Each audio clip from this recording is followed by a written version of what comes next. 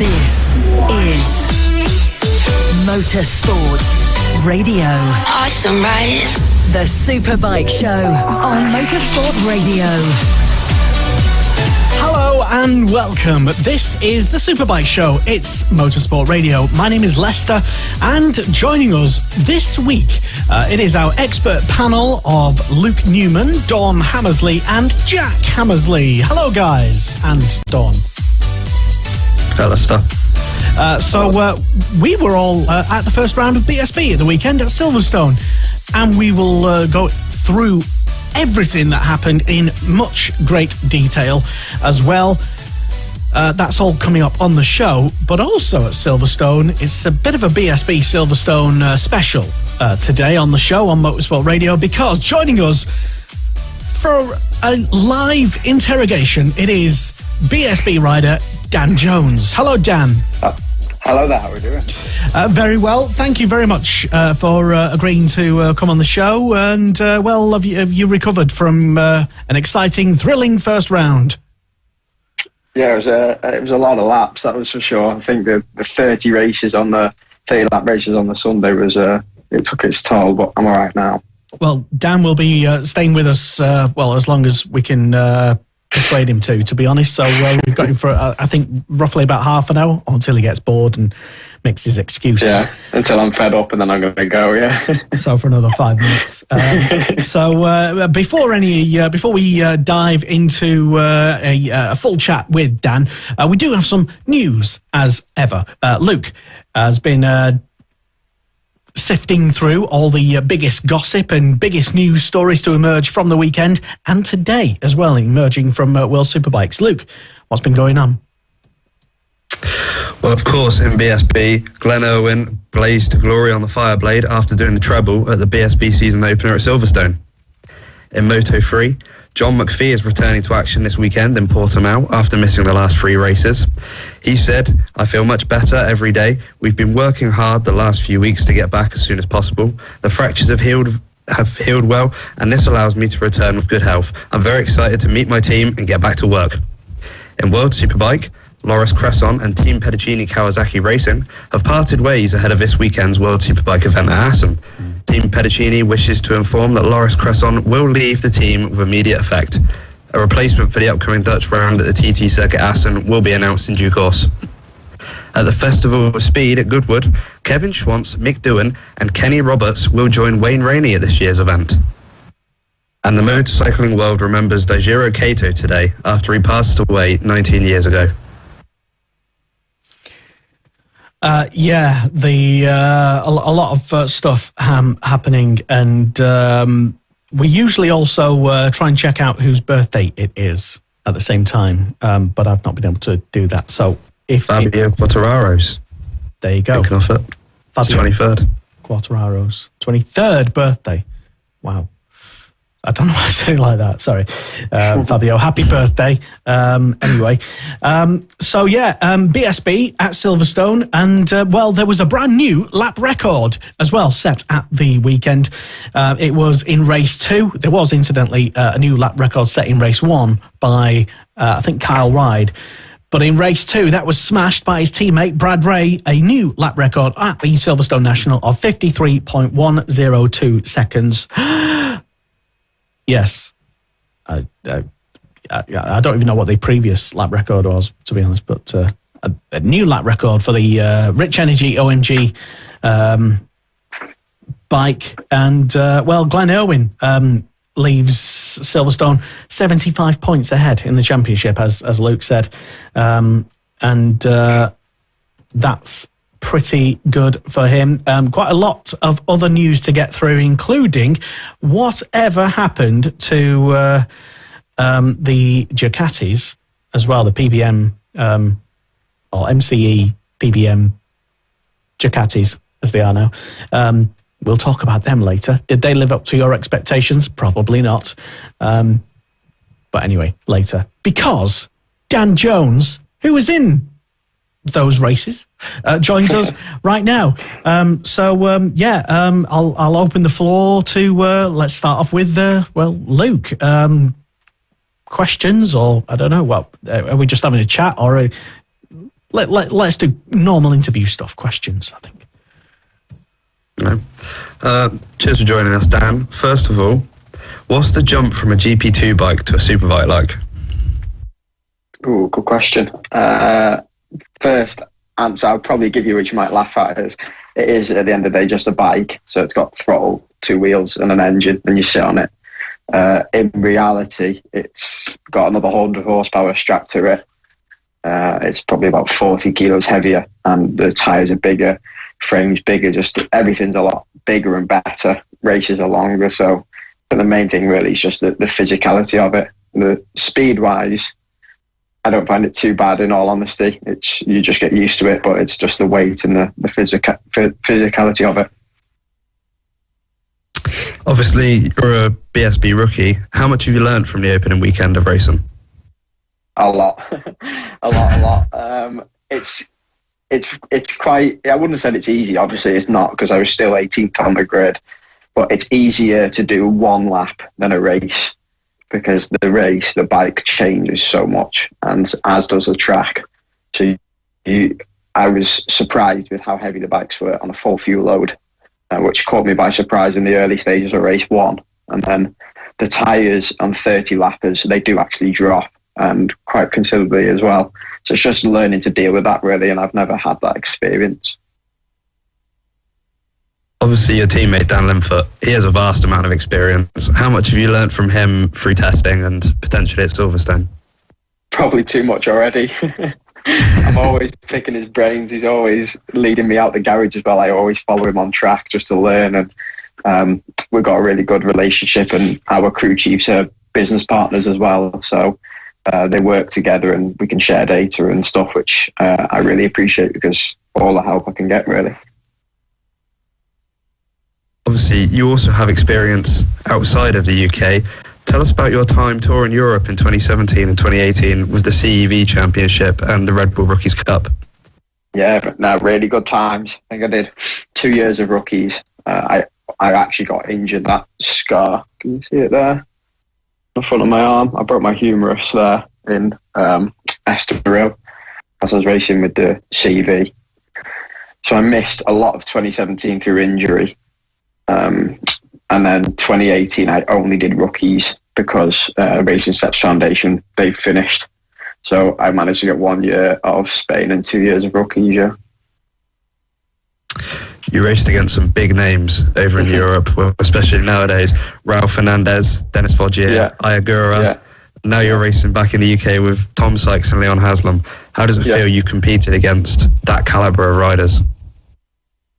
It's nice, actually. It's nice. I like it. It's a really big challenge. Like you say, some of the names, even names you haven't mentioned, someone, for example, like Xavi Artigas or Carlos Tatai, who in rookies, they were so fast, especially on Spanish tracks. And then obviously they've gone into Moto3 now, and they're podiums and front rows and stuff. And that's the sort of level I was racing against. And then, like you said, now there's some really big names in BSB, and names that, for example, Tom Sykes couldn't score points in some of the races, and that's the level that BSB is at the minute. I guess really my last question to you is, what are your aims and expectations for the rest of the season now that we've got round 1 out of the way? Honestly, Silverstone, I expect it to be my strongest track, just because there's only 6 corners and 3 straights. So you're always going to be closer, and it's not rocket science to go fast there. It just takes a little bit of time and laps, which we had because of testing. Your Alton Parks and your Cadwells are going to be a different challenge. So trying to navigate them is going to be difficult. So I have no expectations, nothing. My aim really is to score points by the end of the year. That would be nice if I could have some points by my name. But after round 1, I can see how challenging that's going to be. Thank you very much, Dan. That's all I've got. No worries. Yeah, well, has anybody, I guess maybe Dawn, have you got any questions for Dan? Yeah, with you going Alton Park testing tomorrow, do you think that's going to help you in round 2? Are you glad that the testing and the rounds sort of so close together? Oh, definitely, yeah. I think if I'd have gone into round 2, first time on 1,000 round Alton Park, it would have been quite the experience. So I'm glad tomorrow I can just take my time. We've got 3 1-hour sessions, so I can just sort of take my time, spin some laps, even if I'm 6 seconds off at the start. It doesn't matter because I'm just learning the track, and then hopefully towards the end of the day I can be a lot closer. Yeah. Which rider's been your inspiration throughout your career? Good question. In the early days is probably a bit of a surprising one, but Chaz Davis, because he was Welsh. Yeah. And I used to go to his go-kart track. I still do, actually. He's got a go-kart track at his house, and I go there training sometimes. And then as I got into it more, probably style-wise, Jorge Lorenzo, just because of how smooth and consistent he was. But I know personality-wise, he wasn't like much. So I didn't want to be him off track, but on track, yeah, he was one of the best. Yeah. Would you like to move on to World Superbikes in your career? Oh, that's thinking far ahead. I mean, I wouldn't say no if the opportunity came, but I haven't thought about it, to be honest. I just need to actually find my feet in BSB first. There's nothing guaranteed. I might not be on the grid next year, so that's my main priority. Yeah. Have you just got a 1-year contract with your racing? Yeah, that tends to be the case, to be honest. And you tend to renew at the end of the year or go elsewhere. Let's see how the season develops. But hopefully the team has some trust in me because I'm only 20. I'm just learning. So, yeah. Oh, wow. Has it been nice being, because you've been with the team for a couple of seasons now? I have, yeah, actually, yeah. No, I've never been with a team this long. Like I say, the longest before now was probably rookies, which is not really a team because there's 24 of you. So to be actually with I've had the same crew, Neil, Gringo and Kev. And this year we've got Bella and Joe Jamo working with me. And like I say, yeah, it's the same people around me for the past 3 years. So it's nice. It's a bit of familiarity. Yeah. Yeah, thank you very much. Sorry. Thank you, Don. Jack, do you have any probing questions for Dan? Yeah, what was it like to get into Q2 and then seeing you in front of Tom Sykes? Well, at the time, I didn't actually know because, like I said, I did one good lap. And the lap after, I crashed just trying to, I don't know why, I just tried to push on even more. So I was walking back down pit lane and I could see all the team outside the garage and they all looked really happy and I thought, that's strange because I've just crashed. And so I walked in and sat down and looked at the screen and it said, I think it said Erwin Haslam. I don't know who was third. And then it was me, Takahashi and Sykes. And I thought, oh, that's not a bad job. But as I was sat there, I had no bike. It hadn't been recovered. So I thought, well, I don't think we'll do much in Q2. We managed to get out, but unfortunately there was some little gremlins, electronical, which I think the throttle cable just got nipped and it wasn't calibrating properly. What were your thoughts when you first went full throttle on a superbike? Do you know what? I'm going to be completely honest. I thought, is this it?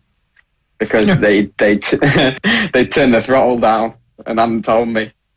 So it was just the same speed as the GP2 when I first got on it. And I thought, what's everyone talking about? It's not that bad. And then progressively they turned it up. And when it's full power, it's like, whoa, it'll rip your arms off. Alton Park's quite a technical circuit, so do you reckon that'll take quite a bit getting used to compared to the GP2 bike? It took me 4 rounds to get fast at Alton Park on the GP2, and obviously the level in BSB, I think Bridal last year was doing like 33s nearly every lap, and that is a ridiculous pace. So I think it might take a while to get down to that, yeah. It'll take more than tomorrow, let's put it that way. All right, I guess that's, have you got any more questions, Jack? Yeah, at Silverstone you can only use the SC0 tyre, where I believe at Alton you get a chance to use the SCX tyre. You're looking forward to that? Yeah, we used the X at Snetterton in testing, so I have got experience with the X, so it gives a lot more grip and it's a lot nicer than the 0. But it'll just be about adjusting back to if we can make it last race distance. I know some people will try it and some people will run the 0. So we will try and run the X for the race if we can. but if not, we'll just run the 0. Thank you. All right, and a question from someone tuned in live right now, Alan Standing. Dan, he asks, who's your favourite British rider and why? Oof. Well, at the minute, do you think, or just in general? Yeah, either. I suppose. Well, it's not very specific, but yeah, or both. Of all time. Well, all time would probably be Chas Davis, just because of the Welsh connection, really, and he's sort of looked out for me all through my career. At the minute, don't even know. I'll be completely honest. I don't think who there is. I'm going to say John McPhee, just because I'm close to John and I speak to John quite a lot. And I've always supported him and he's always supported me, so I'll probably say John, yeah. Fair enough. Okay, cool. And I forgot if anyone else asked this, so apologies if I'm repeating anyone's questions. I have been paying attention. But do you have like a career plan in mind, or are you just taking things really just one step at a time right now, or maybe are you looking like 3 or 4 or 5 years down the line for a career? I'll be honest, I didn't expect to be in Superbikes this early, so I'm sort of just taking that opportunity as it comes. We thought we were going to do another year of GP2, but unfortunately the Supersport sort of drowned it out a little bit. We could have done it, but the exposure we were getting for the sponsors just wasn't quite what we expected. So when the opportunity came to jump to a Superbike, thanks to PR for that opportunity, then I had to go for it. So I'm just taking it day by day, really. Like I said, I've got Alton tomorrow and focus on that. And I suppose since you will be testing at Alton, and Alton is the next race in a couple of weeks' time, expectations for the next race weekend? I don't know, honestly. I'll let you know how it goes tomorrow. Okay, yeah, fair enough. Yeah. I suppose. If I'm close to the front, then I can set some expectations, but in all honesty, I don't expect to do much tomorrow. It's just about spinning some laps and actually getting used to 1,000 around there, and then we'll start working on Friday for some expectations. Did you do any testing at Silverstone before the season? Only the official tests. Right. We did the Wednesday, Thursday, but apart from that, no, I didn't. Honestly, I didn't spin any laps at all before Snetterton test. So the last time I was on a bike would have been last November. Blimey. Okay. Yeah. So, I mean, how did, in general, Silverstone, let's call it maybe a learning weekend for you? A good start to a weekend, but how did the first weekend of racing compare to your test at Silverstone? Yeah, good question. Probably a little bit more stressful, which I didn't expect. I thought maybe that there would be like no stress and I'd just sort of take it nice and easy, but maybe because I did so well in qualifying, there was a little bit of pressure on my side. I put quite a lot of pressure on myself to do well. So I got a bit stressed on the Saturday race and Sunday morning, and then for race 3 I sorted it out and just chilled out a little bit. So I still finished 21st and 22nd, and I got knocked off in one of the races, but I was quite happy with that for a first weekend. Damn storm. Yeah, it happens. Yeah, that is racing. And talking about what you probably do to, I don't know, take your mind off things really and de-stress. What do you like to do in your spare time? If you have not work.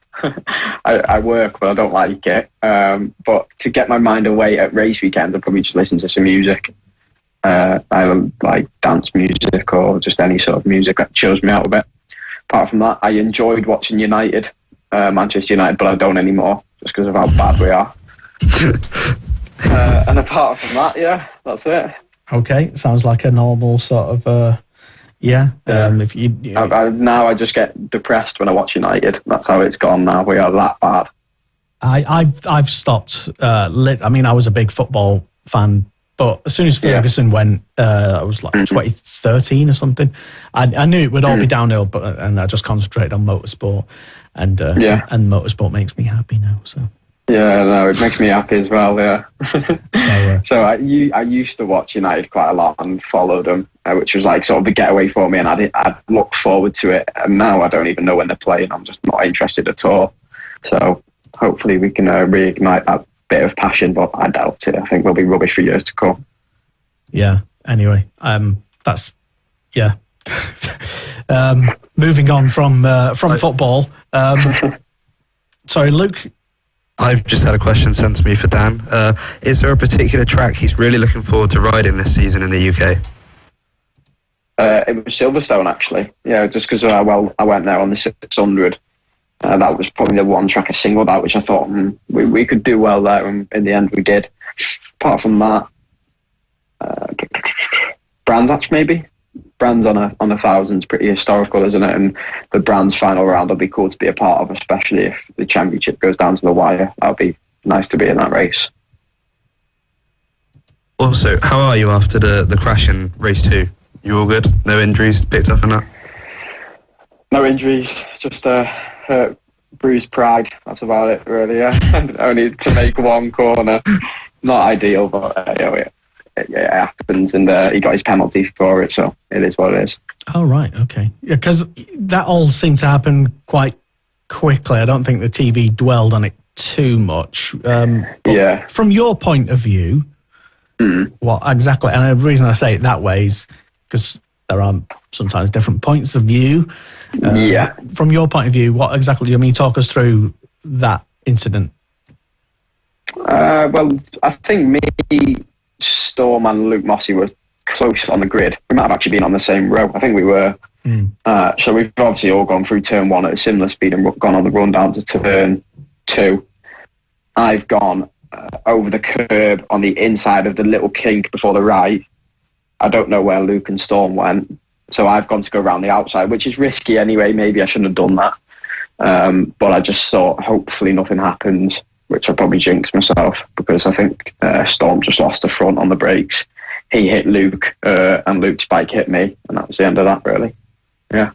So I managed one corner. Well,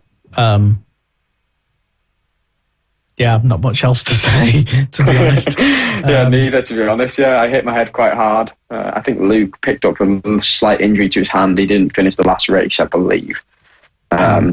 So, yeah, it's not ideal, but it does happen. I understand that. I know Storm wouldn't have meant it intentionally, but it just didn't need to happen on that one. That's the only thing I would say. Okay. And, well, at least you did have a good Q1 at Silverstone anyway, at least. Yeah, I know. At least I got something to shout about. Exactly, yeah. So there's that at least. It's... But, I mean, in general, your first weekend, BSB, compared to maybe how you wanted it to go beforehand, like your expectations in your mind, was it a lot harder? And do you know why it was a lot? I mean, is it roughly where you sort of thought you might have been racing with those guys? No, to be honest, I actually thought I'd be further back than that, which I surprised myself a little bit. I think I've surprised a few people in the paddock because, like Whittam came over on the grid with Eurosport and interviewed me and sort of said, like, we're sort of surprised you're here. I think I surprised a few people, but it is what I'm capable of doing. I can be that fast. But it just depends on conditions, track, etc. Like I said, I don't expect it Alton to be that strong. We'd be a little bit further back. But no, in Silverstone, I sort of, outperformed expectations, really. Okay. It's always interesting to find out, especially when they're making the debut, where a rider sort of expects, because some people, I mean, I don't want to name any names, but they might come into a new category thinking, oh yeah, I'm going to be fantastic because everyone was talking about me and blah, blah, blah. And then they come in and do really badly.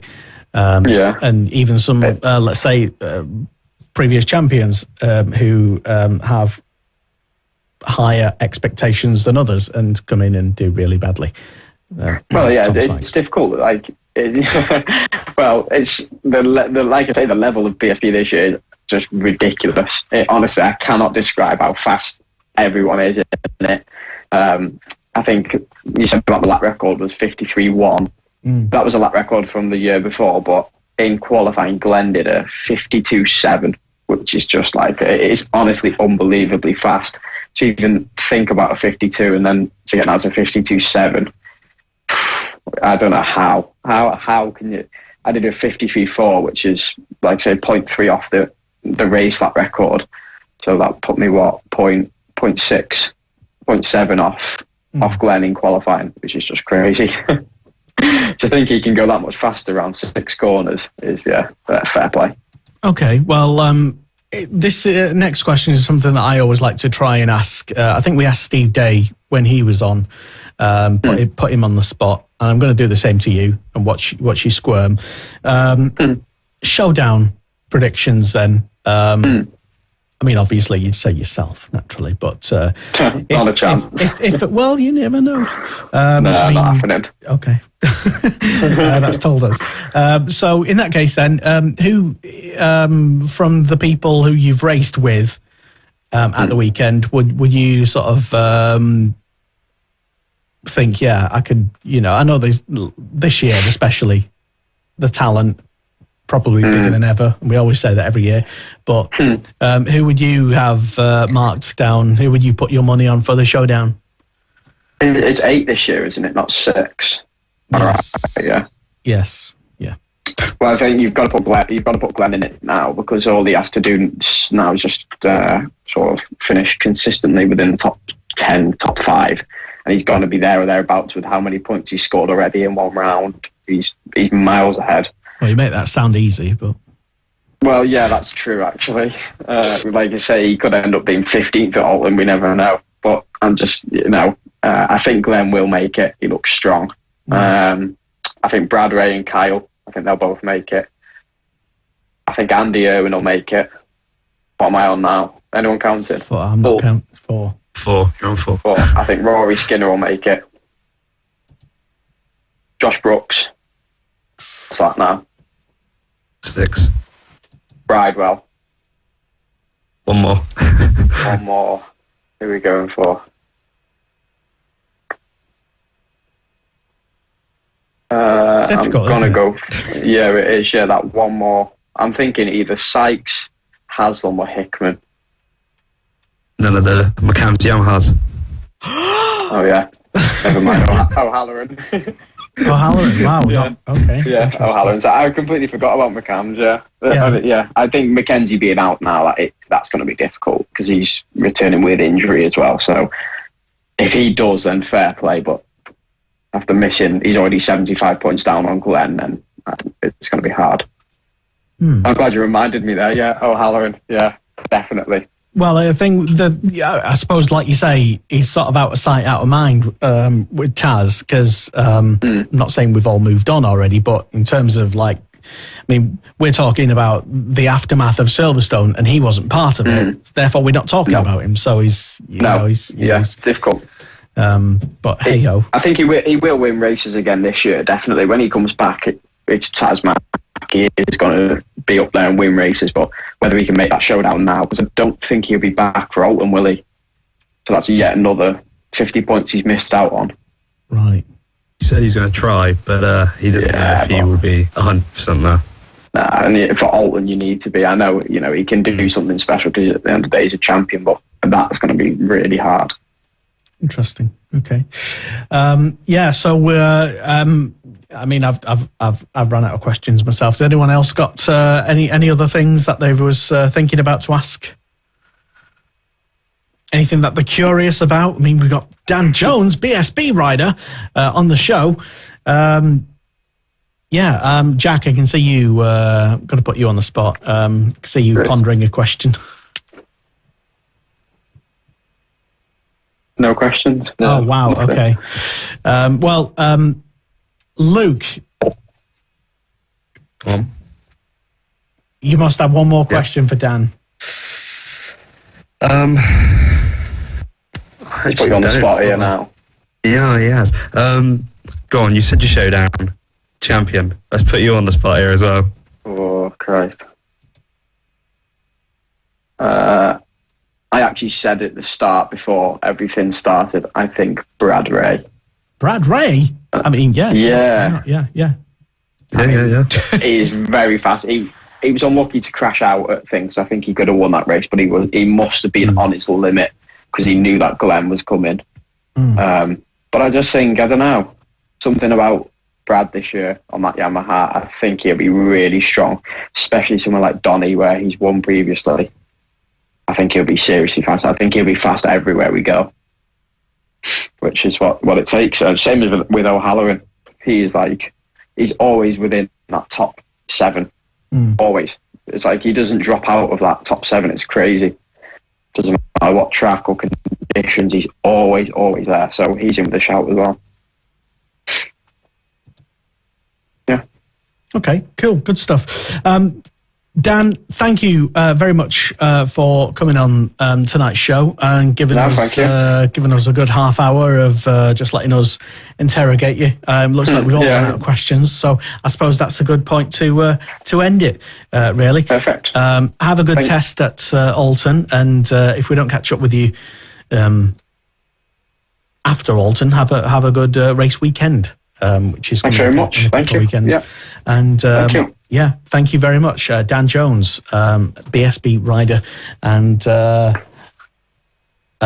better than he thought at Silverstone. So there you go. Excellent. Thank you for coming on the show. It's the Superbike Show. It's Motorsport Radio, and we will continue next.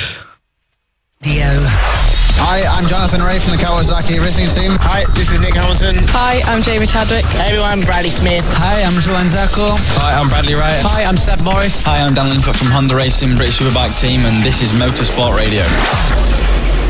Bye, heck, that's out of date. This is Motorsport Radio. 1, 2, 3. Join the conversation. Contact the show on Twitter, on Facebook, and on our website. Motorsport Radio.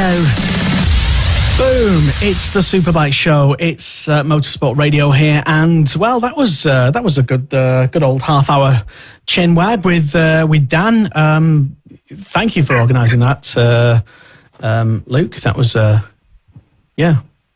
no problem. You'll often get such took an email, such an insight. What did we think of the chat with Dan? I'd never spoken to him before. He seems like a nice young lad. Didn't actually know he was 20 though.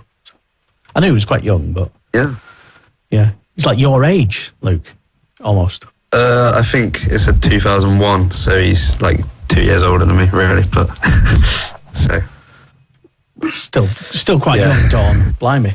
But yeah, no, I thought he did all right at the weekend, and the fact that he was expecting to be, I don't think he was genuinely expecting to be last. Really, I mean, no one expects to be last, but yeah, overall, nice lad, Dawn. Yes, very nice, and yeah, he did really well his first round. To be proud of himself. Yeah, exactly, and. Maybe I'm just thinking of other questions that I could have asked him while he was on here, actually. Silverstone, a similar-ish sort of track to Donington.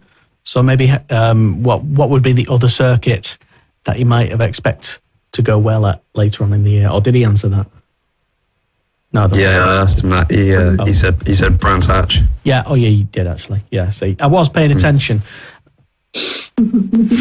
Yeah, definitely. Anyway, staying with Silverstone and BSB, as we were all strangely at BSB doing our own separate things. So we were all at BSB, kind of like almost ignoring each other, apart from me and Jack, who was working together, filming some of the extra bits of YouTube clips and stuff for the Honda British Talent Cup, which we will get onto and talk a little bit about later, because they had a couple of really interesting, fascinating races, very, very Moto3 style, and some super clean racing, apart from when a few fell off and crashed into each other. But apart from that, I mean, compared to like BSB, which is like just lunatics, very clean racing is what I meant. So yeah, overall, should we actually just stay with BSB, the main class then? Championship order, just to remind you, if you don't know, 75 points, Glenn Owen in the lead at the moment. Seems like a lot, but it's not, really. Kyle Ryde in second at the moment on 46 points. Rory Skinner in third. Who expected that? apart from a lot of people, because he's super talented. Andy Irwin in 4th place. Brad Ray in 5th.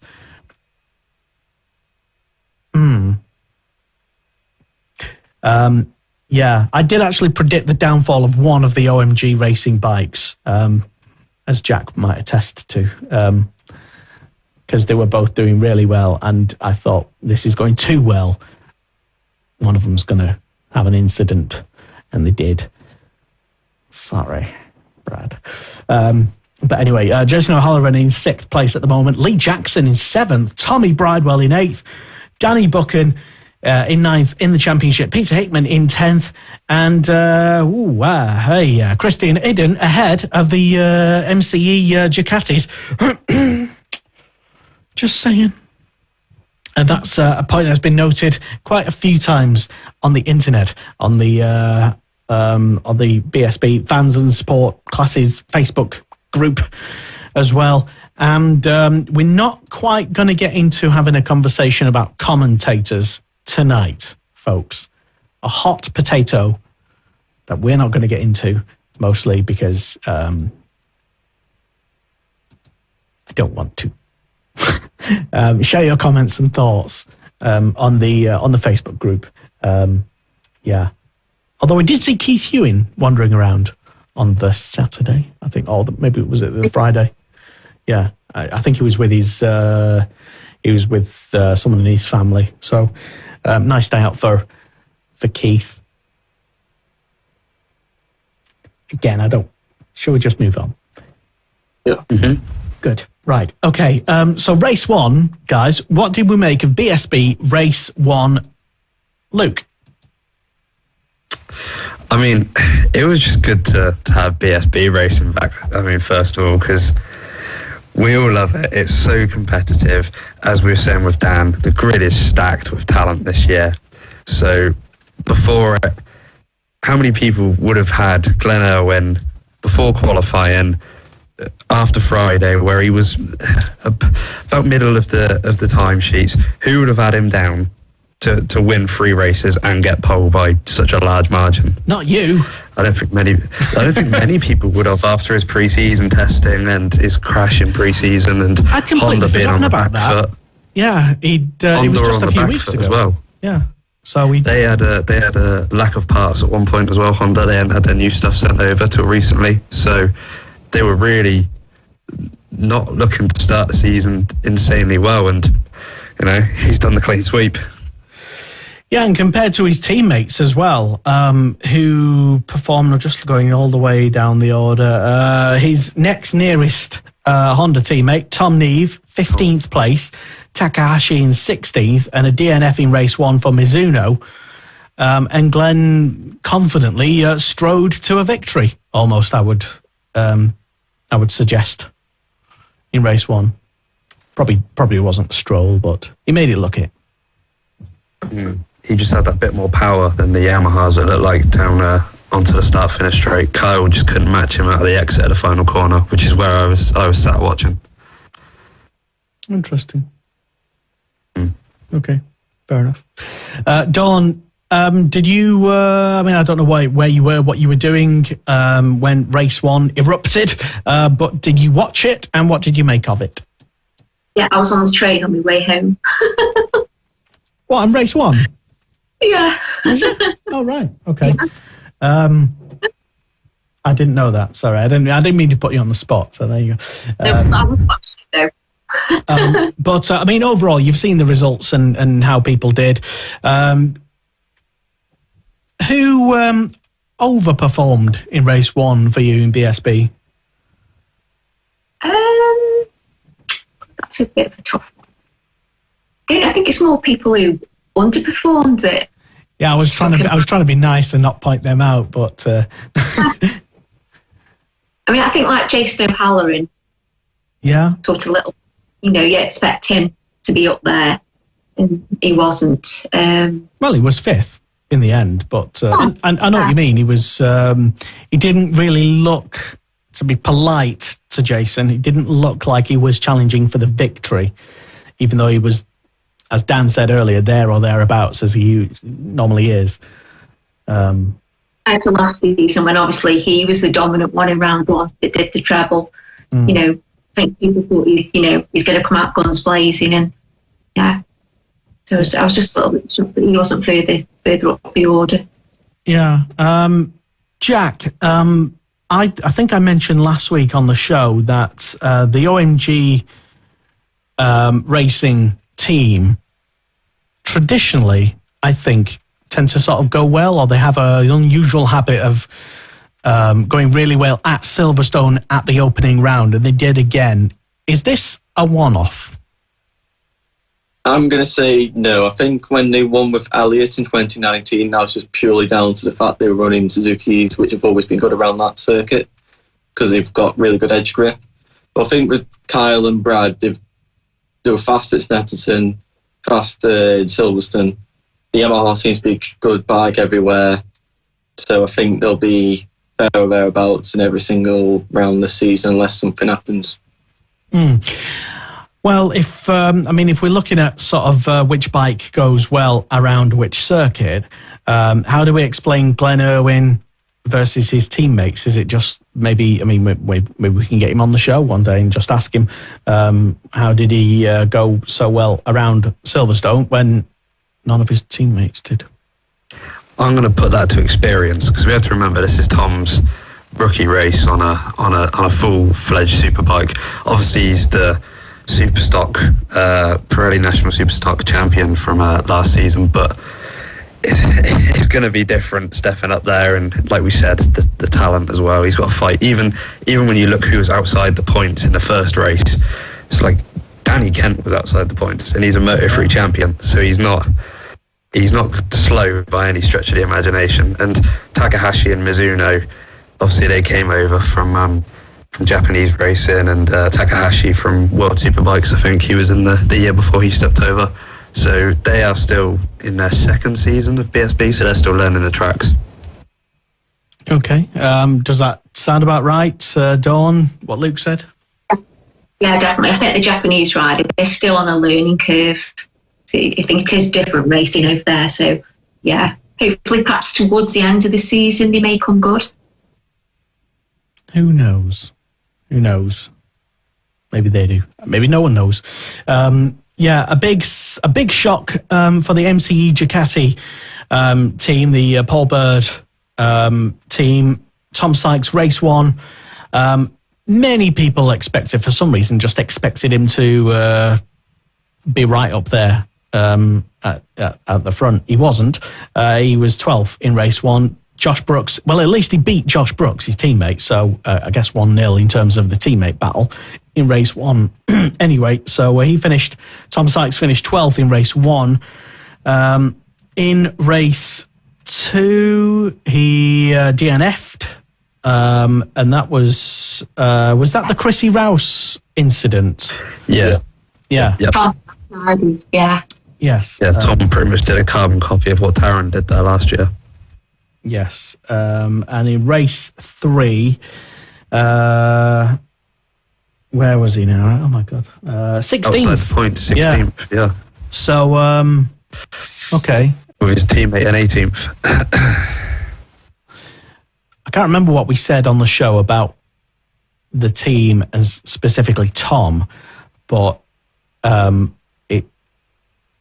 I probably might have said something along the lines of, just because everyone's expecting him to go well, that probably means he won't do too well. And I don't know. Luke, your thoughts? Well, I'm going to drop Jay in it a little bit, and he's not here to defend himself. I'm pretty sure he said Tom would be champion at the end of the year. And that's not started off very well. So for once, my prediction isn't the curse. What did you say? I've completely forgot.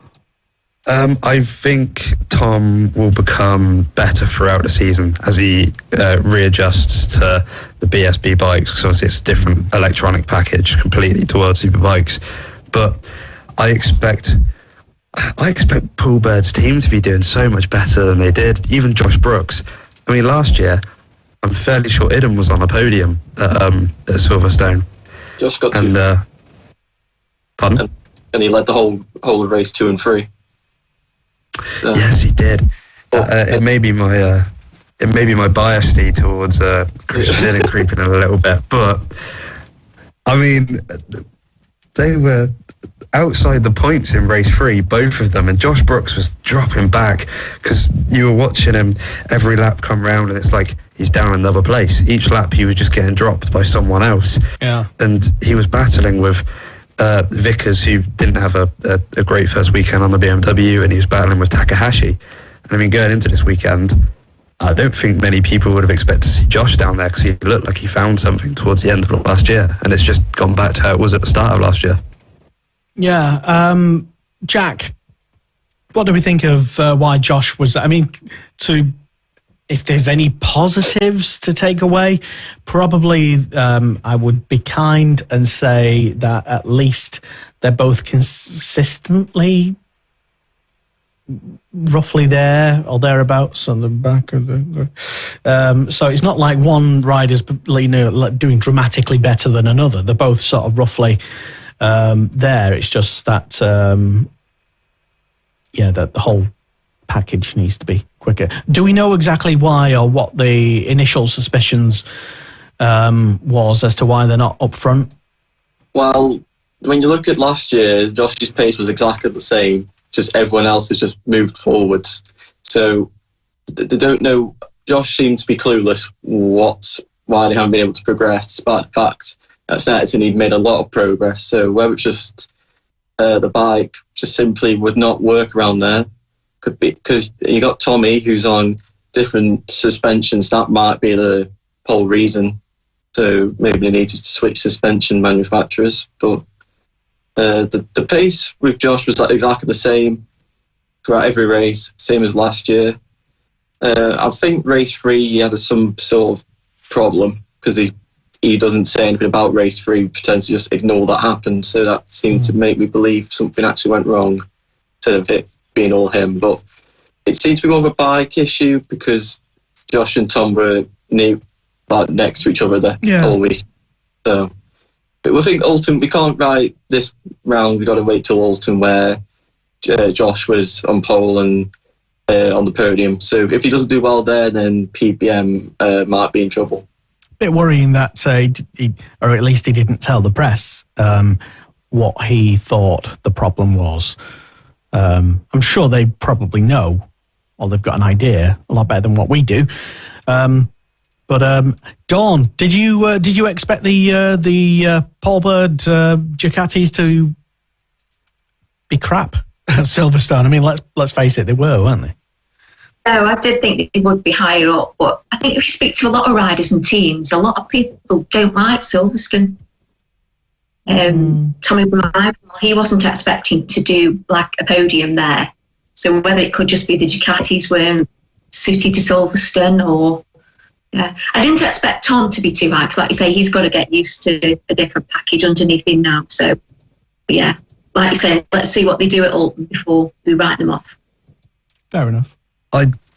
Bridewell, to be fair, compared to the PBM boys, like Jack said, it may be the suspension difference, but he really did so much better than they did. I know it was only 7th, 8th and 7th, but when you compare it to the PBM, it was so much better. And I think Ducati Corsa UK on Twitter sort of did him a bit of a disservice by saying that they all struggled, when really Tommy's openly admitted Silverstone's not his favourite circuit. He doesn't get along with it, and really he's very happy with where he finished. With him and the team are very happy with where they took from Silverstone, especially with Oldham Park next. And we all know what Tommy did there last year. He cleared off.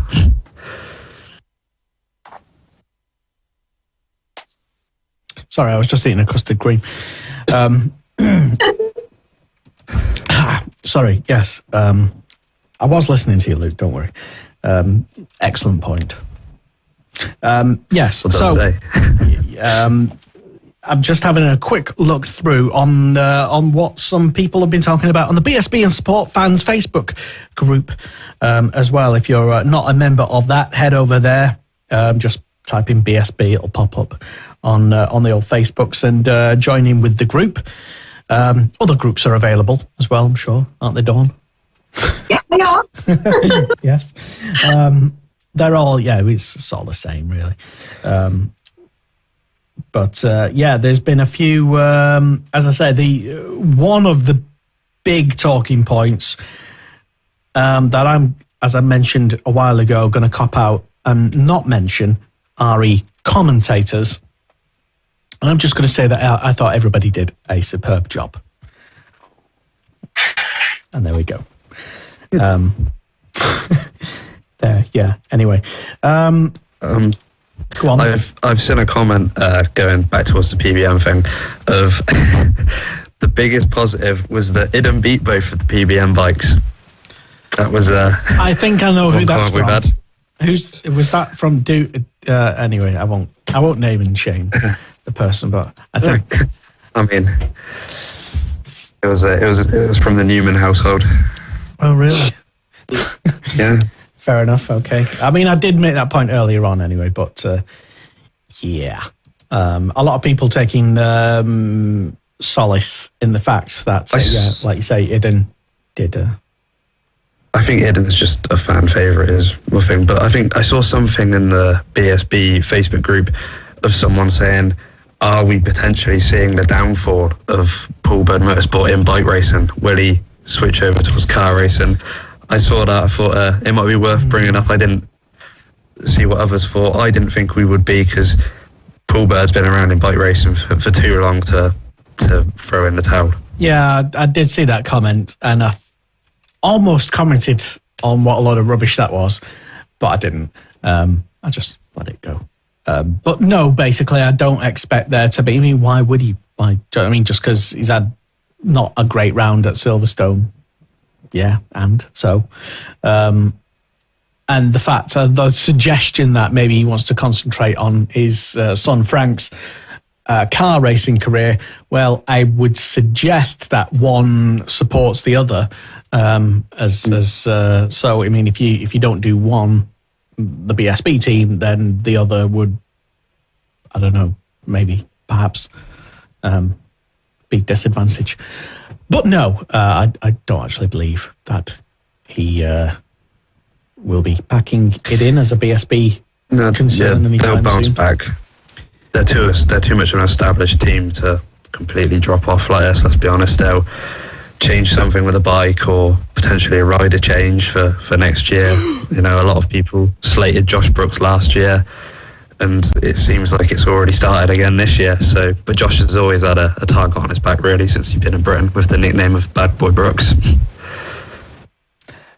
Yeah, I don't know why he's received so much criticism, being the champion of BSB, that he is. Not reigning champion, though. But, yeah. Two-time champion, so, yeah. You know. Dawn, quick thoughts from you on that suggestion that we saw in the BSB and Support Fans Facebook group about possible Paul Bird, or the suggestion that Paul Bird Motorsport might only just focus on car racing. Do you believe in it? Yeah. Okay. Every team has their ups and downs, don't they? But like you say, you might have perhaps a new rider next season, something like that. But I can't see him giving it up now. Okay, and if you were maybe an advisor to the team, let's put you in that role temporarily. Who would you suggest bringing in as a solution if at all the problem is rider based? Jack Kennedy. Ooh. Bring Jack up. Okay, interesting one. That, yeah, maybe, yeah, possibly. Do we agree with that, Luke? Would that be a good? So, but who would you replace as well, Dawn? That's the thing. Ooh. I can't mind Josh. I wouldn't like to really replace anyone, but I suppose it would have to be Josh that'd have to go with Tom just coming in. That does absolutely pull. It'd be too early to say, but that'd be a tough one. So you get rid of the most recent champion at Paul Bird, just because he might not be cutting the mustard just yet. Interesting. Okay. If he could afford it. Well, it'll be interesting to see exactly what happens and whether he even sticks with that rider pairing for the rest of the season. I'm sure he probably would. Why wouldn't he? But I don't know. It's an interesting one to put out there. Let us know your thoughts if you tuned in live the show. Should there be a change at Paul Bird? Are we just being ridiculous? Is it way too early to even consider such things? Let us know. And if there should be a change, who would you change? And would Jack Kennedy be one of the replacement riders? Maybe through an unfortunate incident or injury or some sort of other thing. There might have to be a change temporarily at PBM. Because, it has been known to happen, certainly. But who would... that's an interesting question. If we know who might be on Paul Bird's short list of substitute riders, who's on the bench for PBM? Surely, could it even be like Bridewell? There had been rumours, I know he's now with BMW, but I remember seeing over winter that Ryan Vickers was rumoured a bit with PBM, and going to Bridewell, I don't think he'd switch over from Oxford Products. He seems pretty solidified in their team as, he's the only rider in that team. He seems to fit in that team really well. I don't see him leaving there for a long time. Yeah, he's like you say, finally settled down, is Tommy. But Ryan Vickers, I don't know, is he Paul Bird material, Jack? I don't know. He was with RAF for 3 years, did all right, showed pace, but just couldn't quite put it all together when it came to the races. He's now with FHO, which is an established team, kind of. If you go back to the Smiths racing days. I think he can do all right. I'm just not sure how him and Paul Bird would get on. Paul Bird's a character, but you never know. Yeah, we'll see. Indeed. Anyway, so, right, I think with the time that we've got left, guys, I think we should probably talk about some other racing as well. So let's park BSB for now. And the next race, incidentally, is in 2 weeks, not this weekend. Is it in 2 weeks? Next. I'll do weekend. And end of the, wow, okay, yeah. And that's Alton Park. Another 3 races at Alton Park. It's 3 races at every round, if you weren't aware. So Alton Park International Circuit, which is the full thing. Yeah. Usually is, yeah, that's right. I'm getting confused with touring cars where they use a slightly different configuration. So yeah, can Glenn Irwin make it 6 out of 6? Can Rory Skinner upset the apple cart? Can Kyle Ryde get a victory? Who knows? Maybe they do. But either way, we will find out in a couple of weeks. And an indication might come tomorrow as the test at Alton Park is happening there. Let's move on to the what are we talking about next? Luke, pick a category. Let's go Supersport. I've got it open on my laptop, so let's go with that. Let's get that tab open on the old TSL and talk about the old Supersport and GP2. Incidentally, I'm kind of disappointed personally myself. I'd spent quite a few hours making some nice fancy graphics for the show today, and the kind of like a ruined cake that failed to rise. Anyway, I don't have any fancy graphics to show you, so anyway, sorry about that. But when I do, you'll be delighted and amazed and think, wow, this is so... I mean, they look better than Eurosport's graphics. Just saying. So Supersport and GP2, there we go. Race 1, the sprint race, officially. We'll start off with GP2, actually, since there weren't many GP2 bikes in there. Race 1, Cameron Fraser and his teammate, 1 and 2, Harvey Claridge, with Harry Rowlings, 15th overall in the actual race, but was 3rd in GP2. Luke. GP2, oh gosh, hang on, I've got to open that up now. I was fully ready with Supersport, not with GP2. I was ready to talk about some battles between Kennedy and Peary.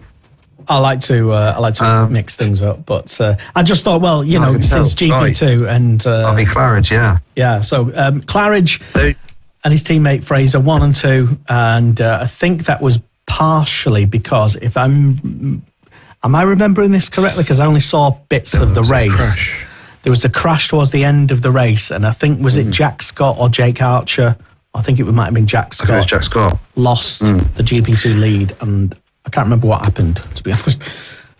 The GP2 bikes looked almost a lot slower than last year, especially when you compare them to Nesbitt, who was on it last year, and I think he outright was at the front at Silverstone, even past all the actual Supersport bikes. So I don't know, it just looked a bit weird to see them down. I think if you combine them all in like 8th place and 9th place, that was where they were battling for. So it was an odd one, really. So there wasn't really much attention, I don't think, brought to the GP2s this weekend. That obviously there's only 7 scored points. There might only be 7 on the grid. I'm not sure how many there are, but I don't know. They got overshadowed by the Supersports, especially the Ducati's arrival in Supersport as well. Yeah, I think when Dan was on earlier, he was alluded to the fact that what was he saying exactly? GP2 wasn't optimal, sort of. Yeah, they weren't sort of promoting it the same as the Supersport bikes. That was his opinion, of course. Which is a shame because it's a decent category. Okay. So we've seen what Charlie Nesbitt can do on one last year, and he was fine with history, though. I mean, Charlie Nesbitt is Charlie Nesbitt, and not many people can do what Charlie Nesbitt can do. But without Charlie Nesbitt there, you're left. I mean, Jake Archer, Jack Scott, admittedly, Jodie Fieldhouse. Don't know exactly what was going on with her. But I think a lot of people had an eye on her maybe doing a little bit better than what she did. Maybe she was developing or sort of managing some sort of issue, just to be polite to her. But she's always one of the sort of ones to watch out for in the paddock. De Vries, not many people know about Thomas De Vries too much. He finished one place ahead of Jodie. But Harry Rawlings as well in GP2. Harvey Claridge, many people will know, and Cameron Fraser. And that's it, really. Not much else to say. Apart from what happened to Jack Scott exactly? Just refresh my memory, which is bad anyway. Was he the one that got took out on I think it's the final lap? Just sort of clipped the rear wheel of... it might have been a back marker, potentially. I'm not sure if anyone else saw it, but I'm feeling like that was that one, or it was race 2. Because it was right in front of me, but I'm not sure which race it was in. I think it might have been race 1. Well, he did DNF. This is in race number 1. He did DNF I think the penultimate lap, I think. So I think he did clip the back of a back marker, potentially, who didn't do an amazing job of getting out of the way, but oh well. Quite a lot of DNFs in that in race 1 as well. Brad Peary, a lot of people were very disappointed about his 2 DNFs all weekend. To be fair to him, right, and I'm going to stand up for him here, I actually was very impressed with what I saw from Peary. I know he's got 0 points coming away from it, but looking at it and how he did the first race, I think it might have been a mechanical from what I saw on the big screen. And race 2. That rings a bell. Yeah. Yeah, I think it was because he ran it off at turn 2 and then pulled in at the end of that lap. But race 2 as well, just fighting with Jack Kennedy the way he did. And we all know how talented Jack Kennedy is and how a lot of people expect him to walk this championship. To battle with him how he did right up until right at the end of the final lap, and then just Jack Kennedy's experience sort of came in. You could see where he picked the bike up because he knew he wasn't going to get it stopped, and if he did, he was going to end up on the floor with Peary. But that was the one thing that probably made the difference there. But I was very impressed with what I saw from him all weekend. Dawn, your thoughts on GP2 and the Supersport and Brad Pirri? Yeah, I love Brad. Yeah, I think he, like you say, it was such a shame in the race too, because if he hadn't have gone down, he would have won. Jack made the mistake in the final turn; he'd gone wide. So, but like I say, perhaps a little bit of lack of experience, but he really took it to Jack, which you couldn't have asked no more of him. Yeah, it was a very sad ending for the. What are his fans called? Have you got like a nickname for the Brad Pirri supporters? Pirrinators? Pirris? I don't know. There's like the 97 Club. I know he has that. Yeah, but, there is that. But I don't know. Yeah, I don't know. Jack, I know you were busy as well throughout various points in the weekend with me doing stuff like filming. But did you catch any of the Supersport and GP2 races? I was only able to catch the end of race 2 with Kennedy and Pirri. I saw Lee Johnson, he did a great job to get 2 second places, considering last year he was on about retiring from Supersport or just missing out this year to focus on the road racing. Then also I've seen Jake Archer finally get on the podium for GP2, which he I think got very emotional about because he's been on the podium of GP2 before. Yeah, after his personal struggles over the past couple of years, Jake Archer, as you say, podium in GP2, 14th in the race overall in race number 2. And again, I was surprised personally at the number of DNFs as well in both races. Perhaps maybe. Sorry, who? What? Might have been the hot conditions because it was quite hot at the end of the day on Saturday and Sunday. Yes, it was. It was very warm. But also, I mean, I'd probably put it down to the fact that everyone was pushing so very hard as well, maybe. And yeah, obviously too much in some people's cases. Rhys Irwin, DNF in race 2, who I was watching out for. And what did he do?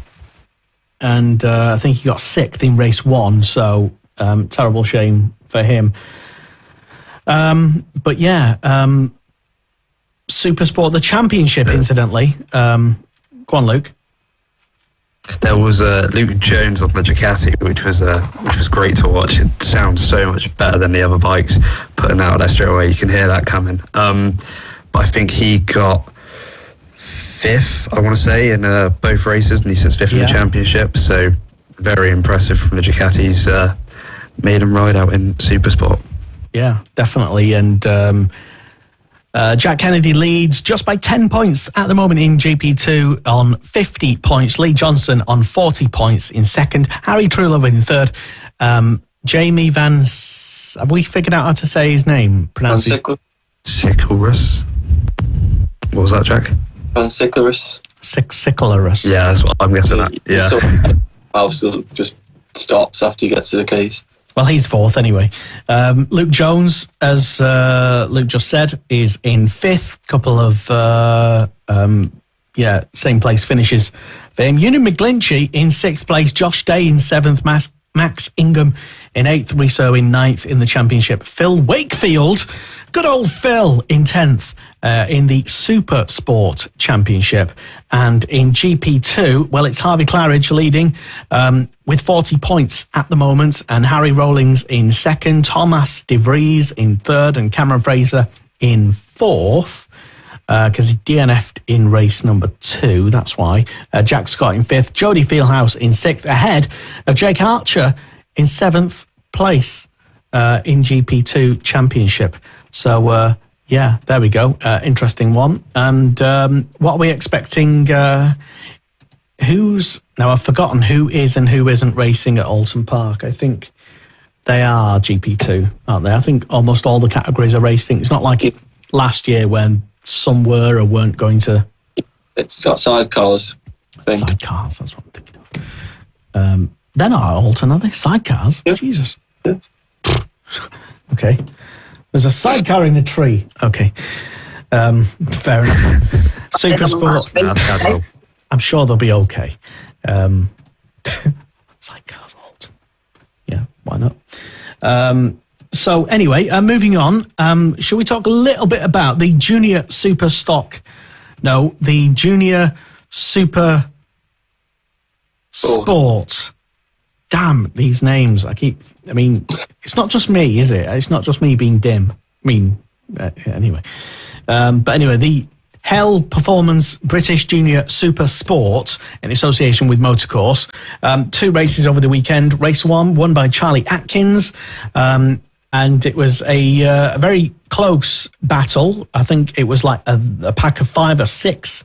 Ultimately, all finished within I think half a second.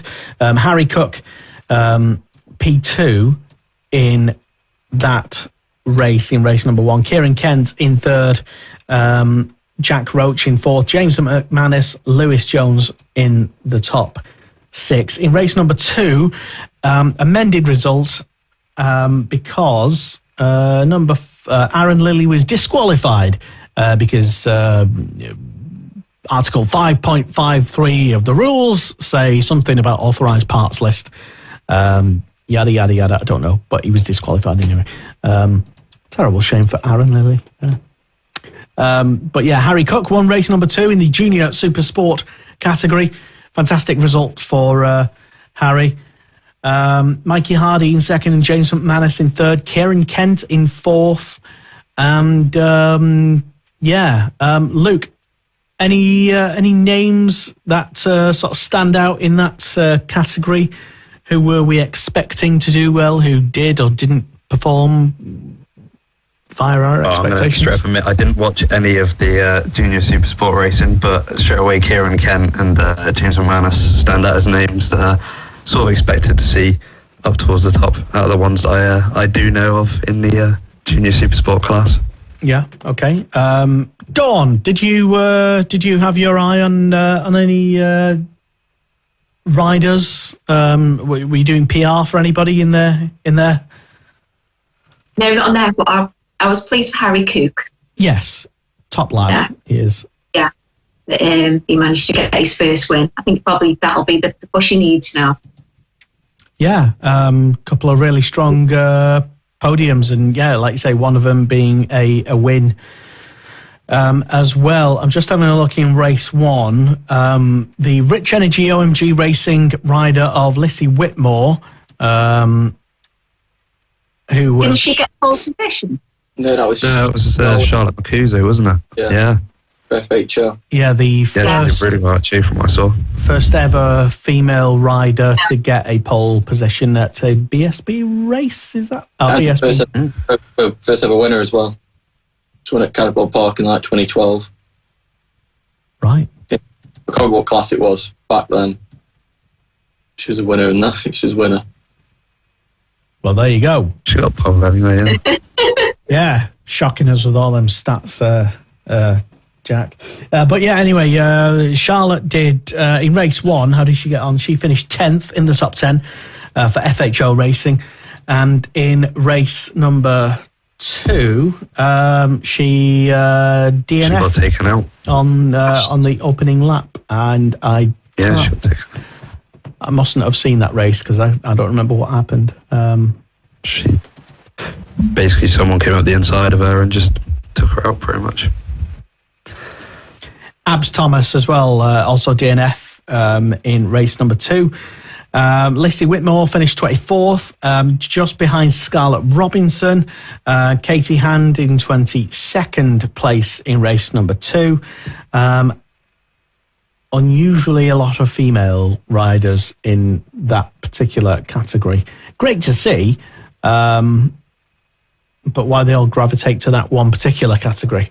And some of them I'm sure could go in the British Talent Cup if they really wanted to.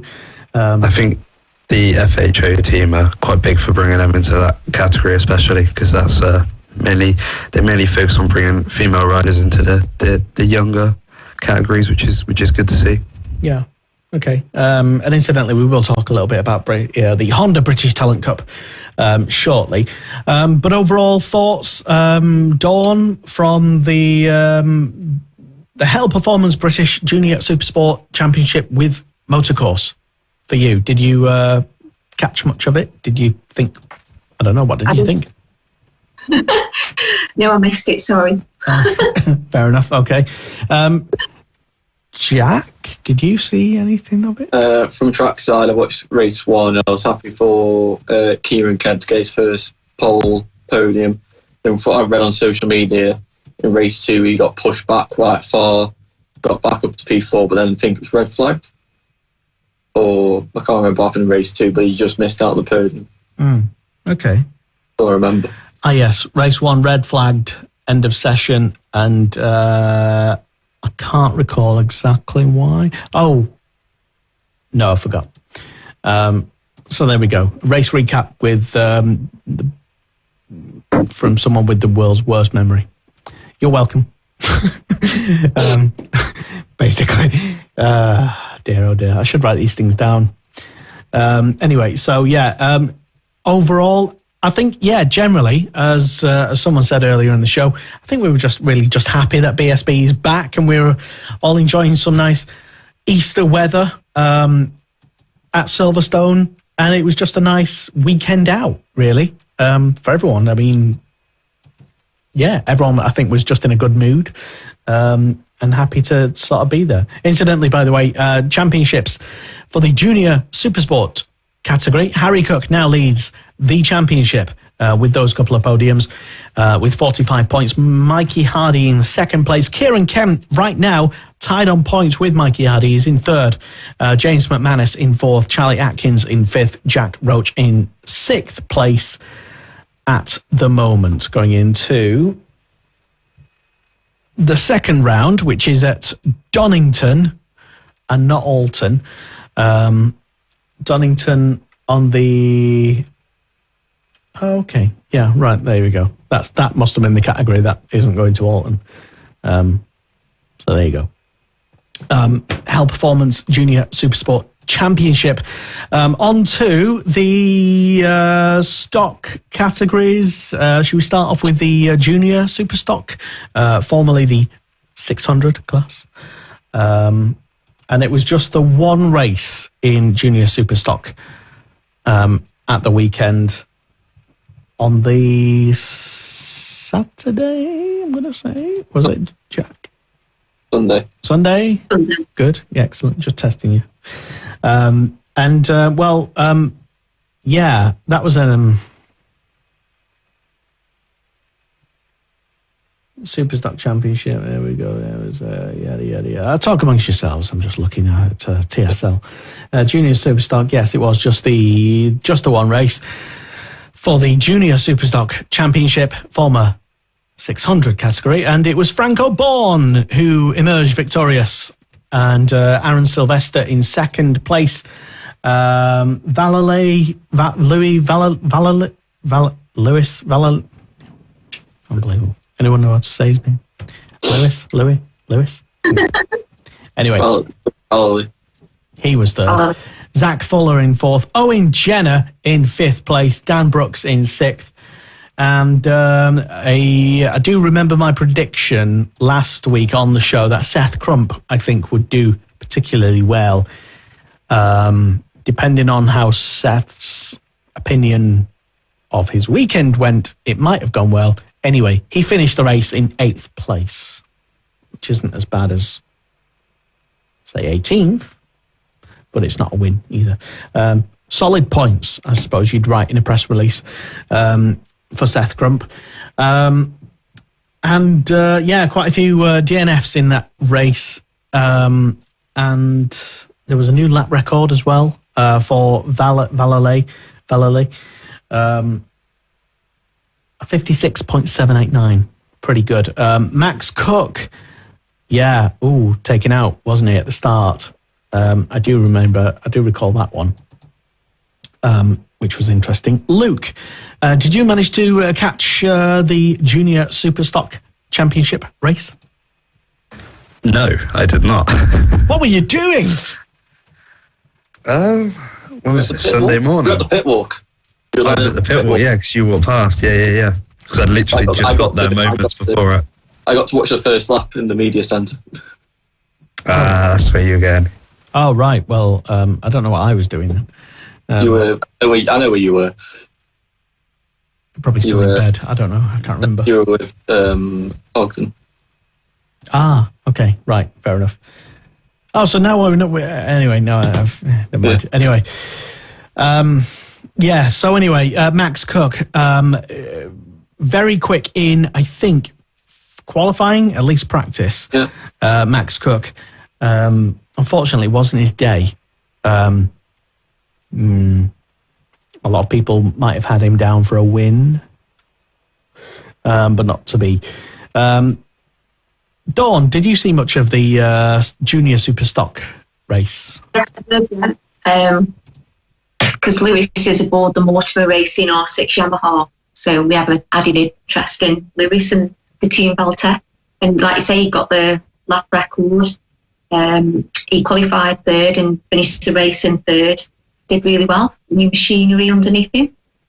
Yeah. And it's a very busy, hectic class. It's, you do get a lot of crashes, especially towards the back. So yeah, he did really well. Standout performances for you in the race? I think Lewis. Okay. Getting to grips with, it's new machinery. Yeah, definitely. And to do what he did, been on form all weekend. And anybody could have gone better than what they did? Don't say Lewis. No, I think it was a good, like I say, it's a very difficult class, that is. Yeah. Okay. Well, I know there was a lot of social media attention on Owen Jenner, who finished the race in 5th place. And I think, that was, I think in practice, he was almost last, but he was apparently just scrubbing some tyres in or something. So Owen Jenner, if you're not aware, Owen Jenner's the one with it started out as a mullet. Now he's got longer hair than you, Dawn. Yeah. So we're not sure as to what he thinks he's going to be doing with it exactly. He surely must need a trim at some point. But I'm hardly qualified to talk about hair, really. I'm just glad I've got some. Anyway, people, I think we talked previously on the show, Luke, that definitely Max Cook, one to watch, wasn't his day. Asher Durham as well, he's normally one of the names who's right up there as well. Cameron Hall, DNF'd, and I can't recall exactly why, but it happened on the same lap as Kevin Keyes. So, again, I can't exactly recall. I think I was busy doing some media stuff, I'm going to say. So I'm not too sure on that one. But would you like to know the championship as it stands at the moment for the Pirelli National Junior Superstock Championship with Motor Nova Finance? Yes. Well, no. Oh God, I'm clicking all sorts of things here. It's just the order from the race. Yeah, 31 legs. Yeah, that basically. So, yeah. Franco. I've spent so many season. Yeah, all right, calm down. I just spent all day on TSL, and I've had a nightmare with spreadsheets not working and graphics not working and everything. So, anyway, let's talk about the National Superstock race. Yes, that's right. The former 1000 stock 1000. Yeah. That's right, indeed. 2 races over the weekend for these guys. That is correct. And, well, race 1, Luke, talk us through it, because I'm sure you saw it, having been a fan there all weekend spectating. I did indeed see it. Tim Neve won with Yamaha. Well, I mean, he won both of them. It was a good weekend for Tim and Yamaha. It was Alex Olsen and Lewis Rollo who were out front in race 1, but they ended up taking each other out. I can't remember which way around it was. I only saw it on the big screen. shout out to Charlie Nesbitt in race 1 as well. He was running about 5th place after the restart, and then his bike seemingly stopped right in front of us, so that was a shame for Charlie, but he was going well all weekend, and 2 DNFs for him that weren't really his fault. It was a good weekend for Aprilia as well. They took a podium with Tom Ward in race 1, and just looking down the order, Alex Olsen came back after race 1 to get a podium in race 2. Yeah, like you say, Charlie Nesbitt, DNF in race number 1. Both of them. Oh, and what was the reason for the second DNF? Do we know? It was going into Luffield. He was on the outside of a rider, and when they just flicked into a corner, their rear wheel hit his front wheel, and he just skittled down. So it wasn't his fault, just a racing incident, I believe. I don't think any penalties were given for it. So interesting. Okay. Dawn, did you see much of the race in the National Superstock Championship? I think the second race, but like I say, I think Tim Neve is going to be really one to keep your eye on. Yeah? Yeah. Will he be moving up next year? Will he be what, sorry? He'll be moving up next year if he wins the championship. Very possibly, yeah. I mean, he's already almost... Cam's backed. Yeah, he's 50 points to Braden Elliott's 28 points in the championship. Tom Ward, 25 points on the Aprilia. Davey Todd in 5th. Wait, hold on. TSL, I've got something wrong? No, they're level on points, that's why.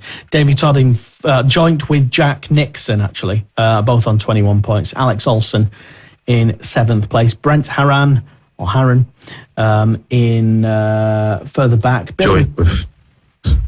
Oh, yeah, it's confusing me. They've done it again, yeah. They've put the 7 and the 6 the wrong way around. Why, TSL? Why?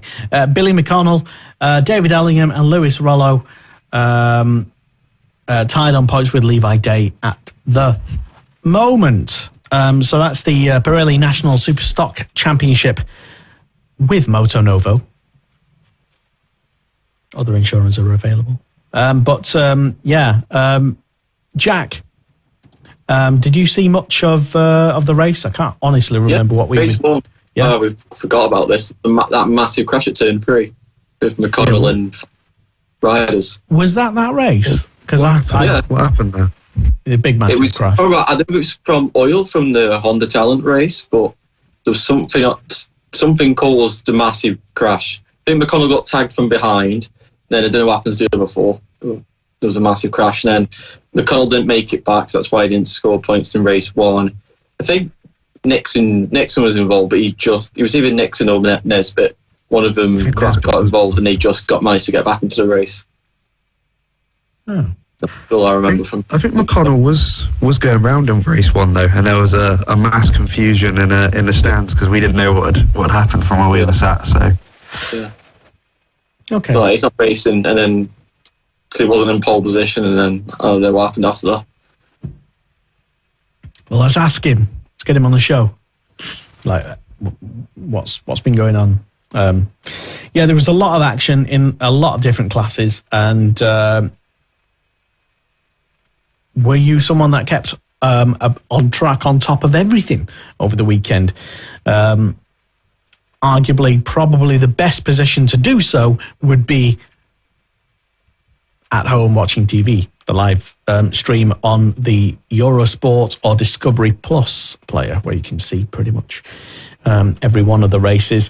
Because if you're out at the circuit having fun with all the lots of things to do and see and eat and experience and buy, then sometimes you might just take your eye off the ball and miss an event in the race. Like when we all got free Easter eggs in the media room, thanks to Silverstone Circuits. So that's kind of what kept me busy somewhat on the Sunday. It was Easter on the Sunday. Forgot about that. That was interesting. Yeah, did anybody here do anything super special for Easter, apart from being at Silverstone watching BSB, of course? No. Okay. Never mind. Right. I mean, arguably, being at Silverstone for BSB was super special for Easter Sunday, surely. Yes. I'm going to say yes and agree with you on that one. We had, especially from a fan's point of view, we had good weather, except from in the stands where it was freezing with the wind blowing through it. But you're not one to complain.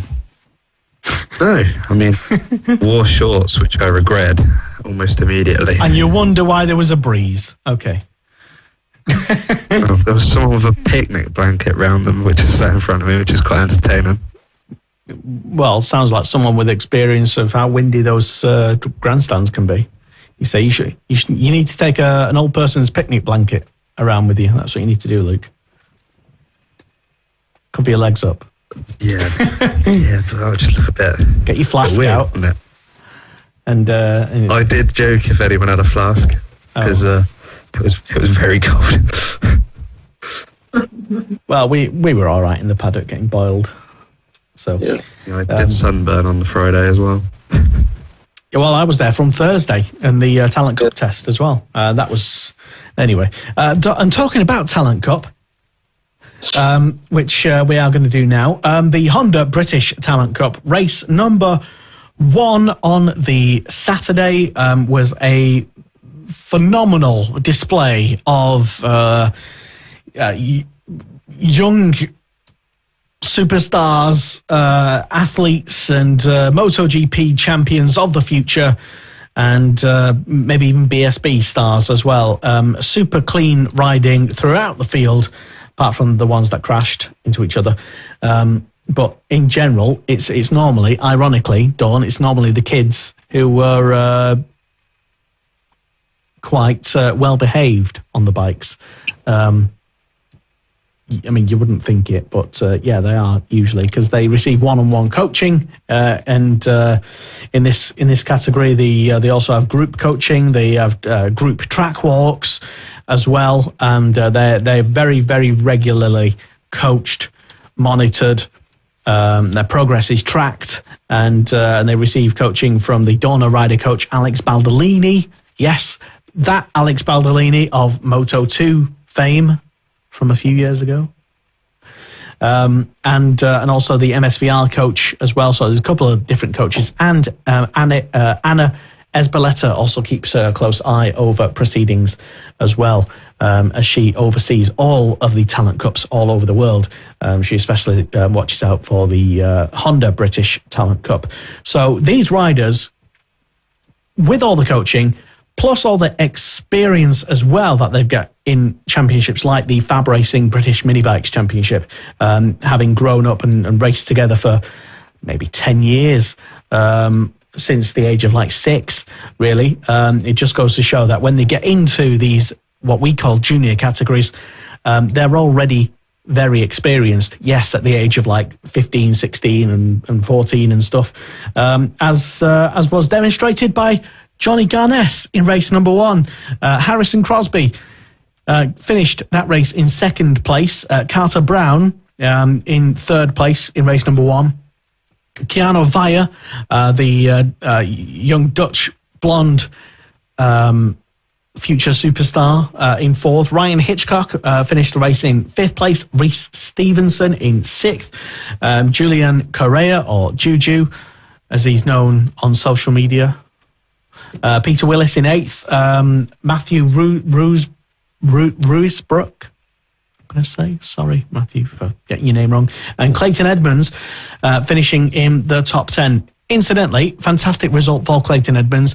He's only ever done 1 race before in the Honda British Talent Cup. That was mostly a test at the end of last year. This was his first full proper weekend, and he finished 10th at a race where everybody was basically slipstreaming each other and doing a Moto3 style race, basically. So race 1 was very good. Race number 2 was a bit more of a sedate affair, apart from the last lap where it all seemed to kick off, and much touted, expected champion of the Honda British Talent Cup, Johnny Garness, Well, he apparently he dropped down too many gears and he just slid off. He had an unfortunate incident that led to a chain reaction shortly after then in the same corner. This was on the last lap where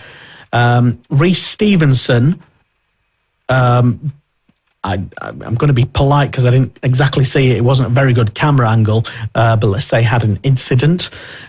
He collected, unfortunately, Carter Brown along with him, and they both went down. They're both okay. But that meant that Keanu Vaya in race number 2 in the Honda British Talent Cup came through to win the race. Harrison Crosby, amazingly, found himself again in second position. And Julian Correa got his first ever podium in the Honda British Talent Cup, the young American rider. And Clayton Edmunds, first proper weekend in the Honda British Talent Cup, first proper race weekend in his first proper season, 4th place in race number 2.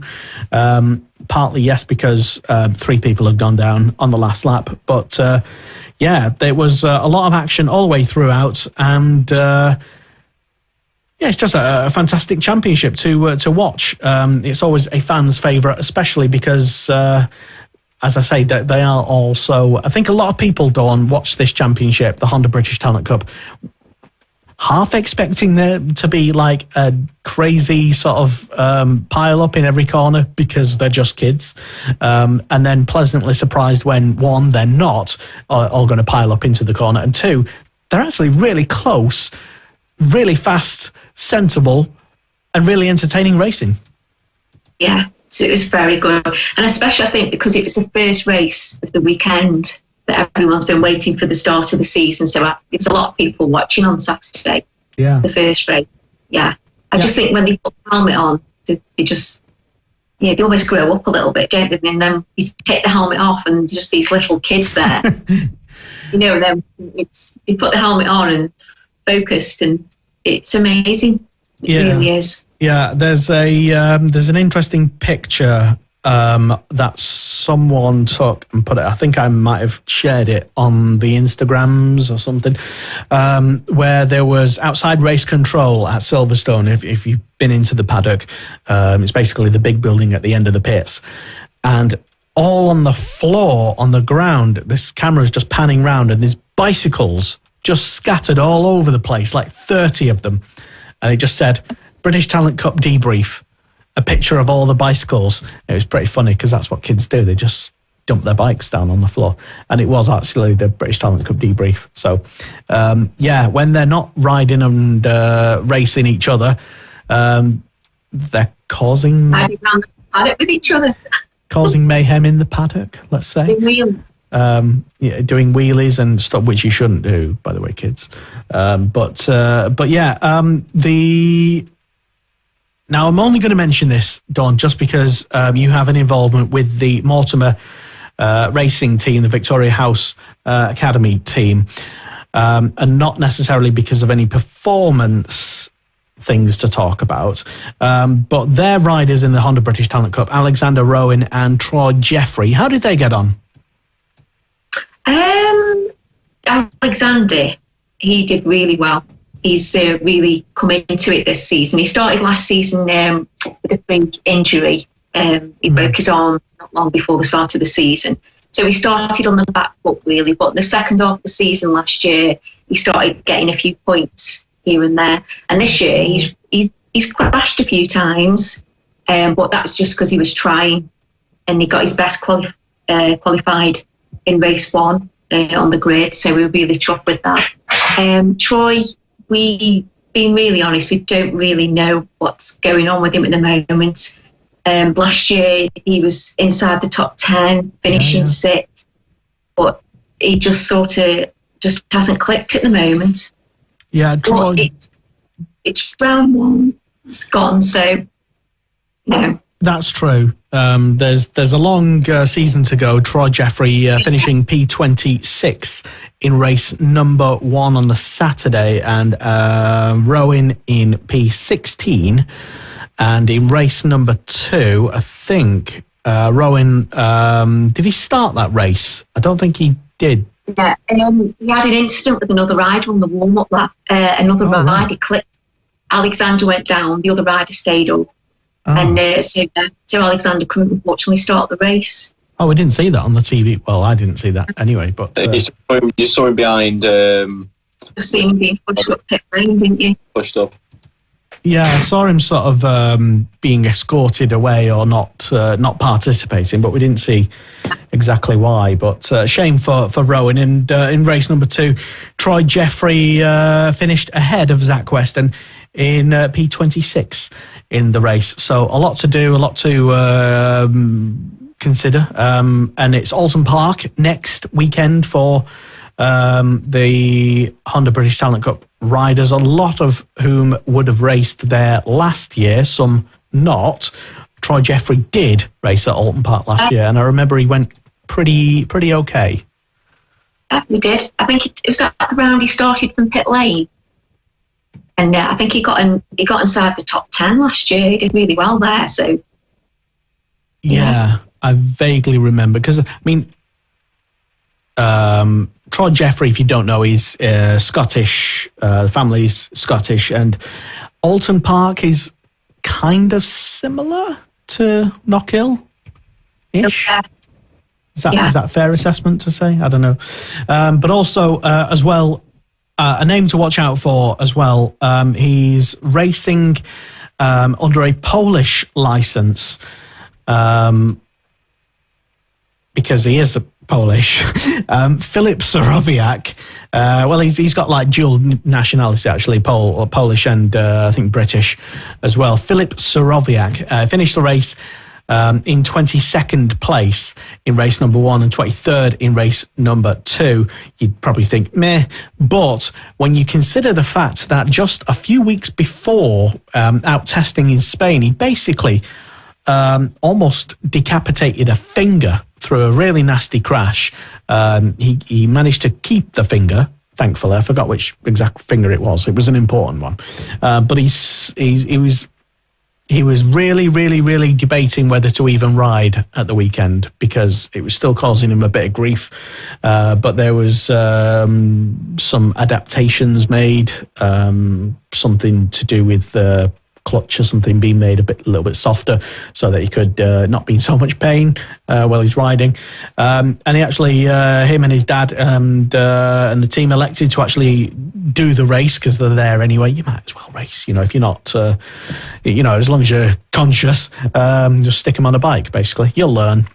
So yeah, Filip Sorowiak, big shout out to him. Did pretty well. Also Holly Harris as well, the so far only female rider in the Honda British Talent Cup this year. She's still with FHO Racing as she was previously, and she's improving. She finished race number 1 in P20, just ahead of Charlie Huntingford, and in race number 2 it was P24 for Holly Harris. A lot of people keeping an eye on Holly, I think, just to see how well she does. And if you're not too sure, Holly Harris, the younger sister or I think niece or sister of Fraser Rogers as well. Okay, yeah. Your overall thoughts, Luke. Not asked you about the Honda British Talent Cup. Very rude of me. I'm going to presume you saw it or saw the races. What did you think? I thought I was mainly watching Johnny Garness throughout the weekend. Purely, I'm going to be honest, I didn't follow the British Talent Cup much last year, but a lot of talk has gone into Johnny Garness this season. I wanted to see for myself what he was like, and I thought race 1 was a very mature ride from him, as he sort of kept falling back into the pack, and at one point I thought that it was sort of race over for him as he started slipping back, but he just pulled the pin towards the end. Part of the plan, he said. Gap and yeah, it was. I haven't seen any of the press stuff from it, but that was a very, very mature ride from him. And he got, and obviously race 2 crashed out. Didn't realise it was because of the gears. It did look a strange one, but that was unlucky for him because again, he was doing really well in that.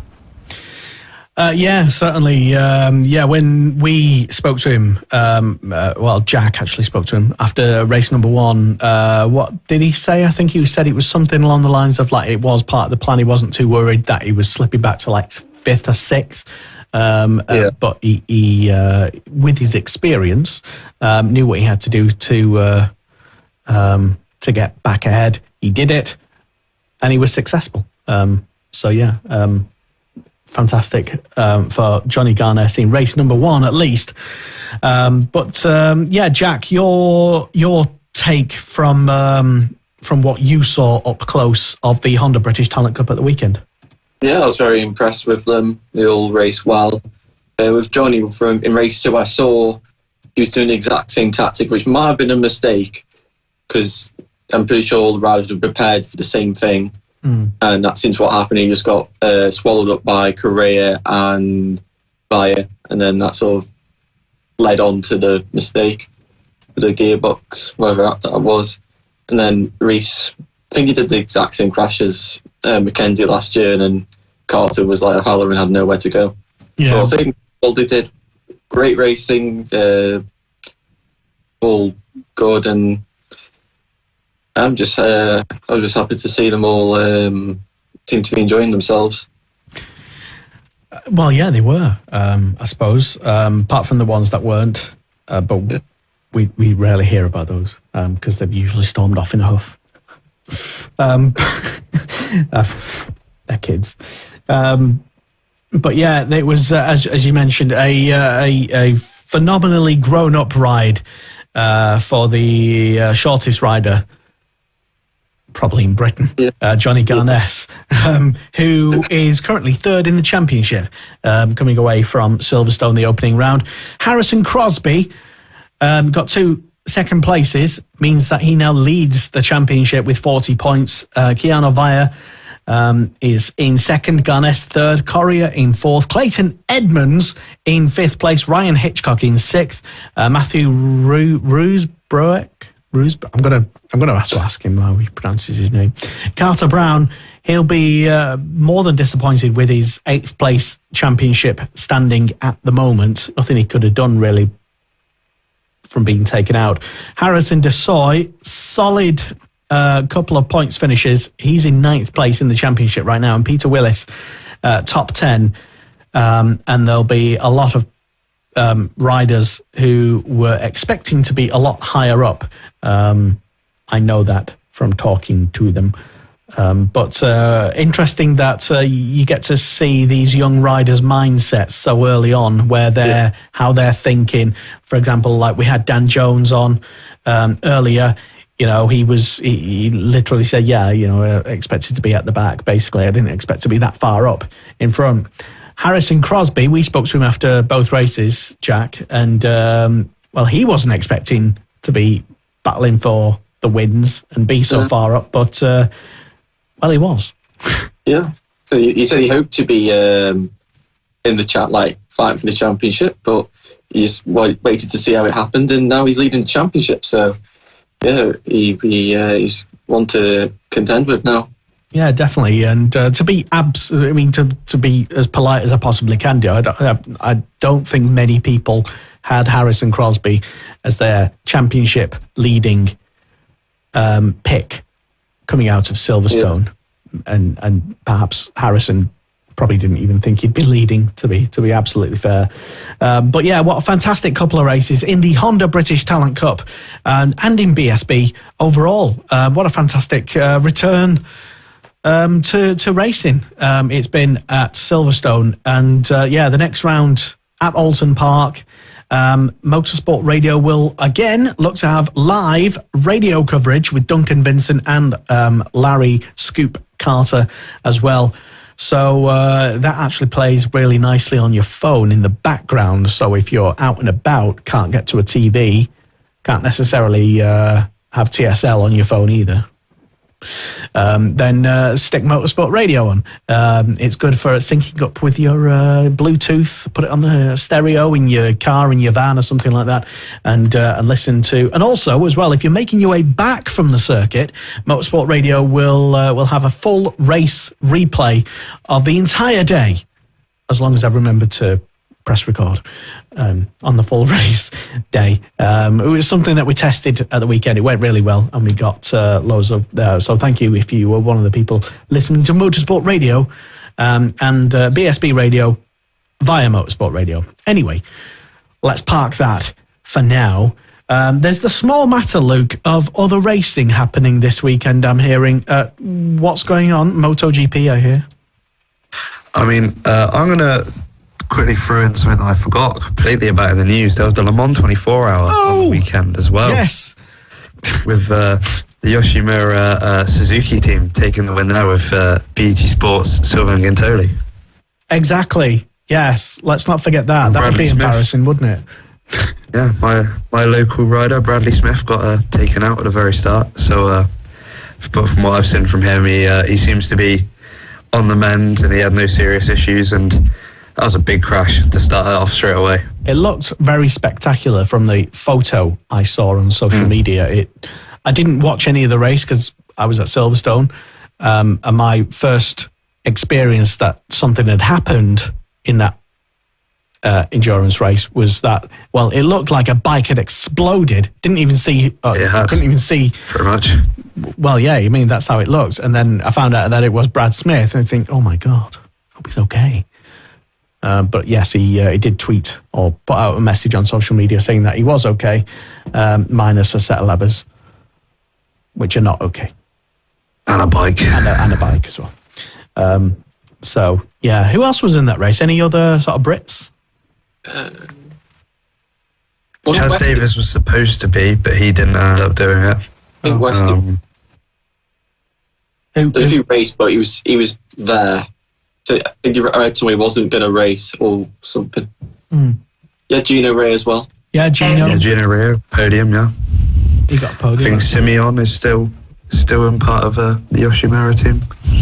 I think if it didn't clash with maybe a BSB weekend, I suspect we may have seen more Brits there. Yeah, they barely had anything on the TV about it either, from just without the Discovery Plus app. It was because it was all BSB on the TV, which is fun because I rewatched it. But yeah, there was only about an hour or two that they showed of Le Mans, and half of that was under safety car because of the very start.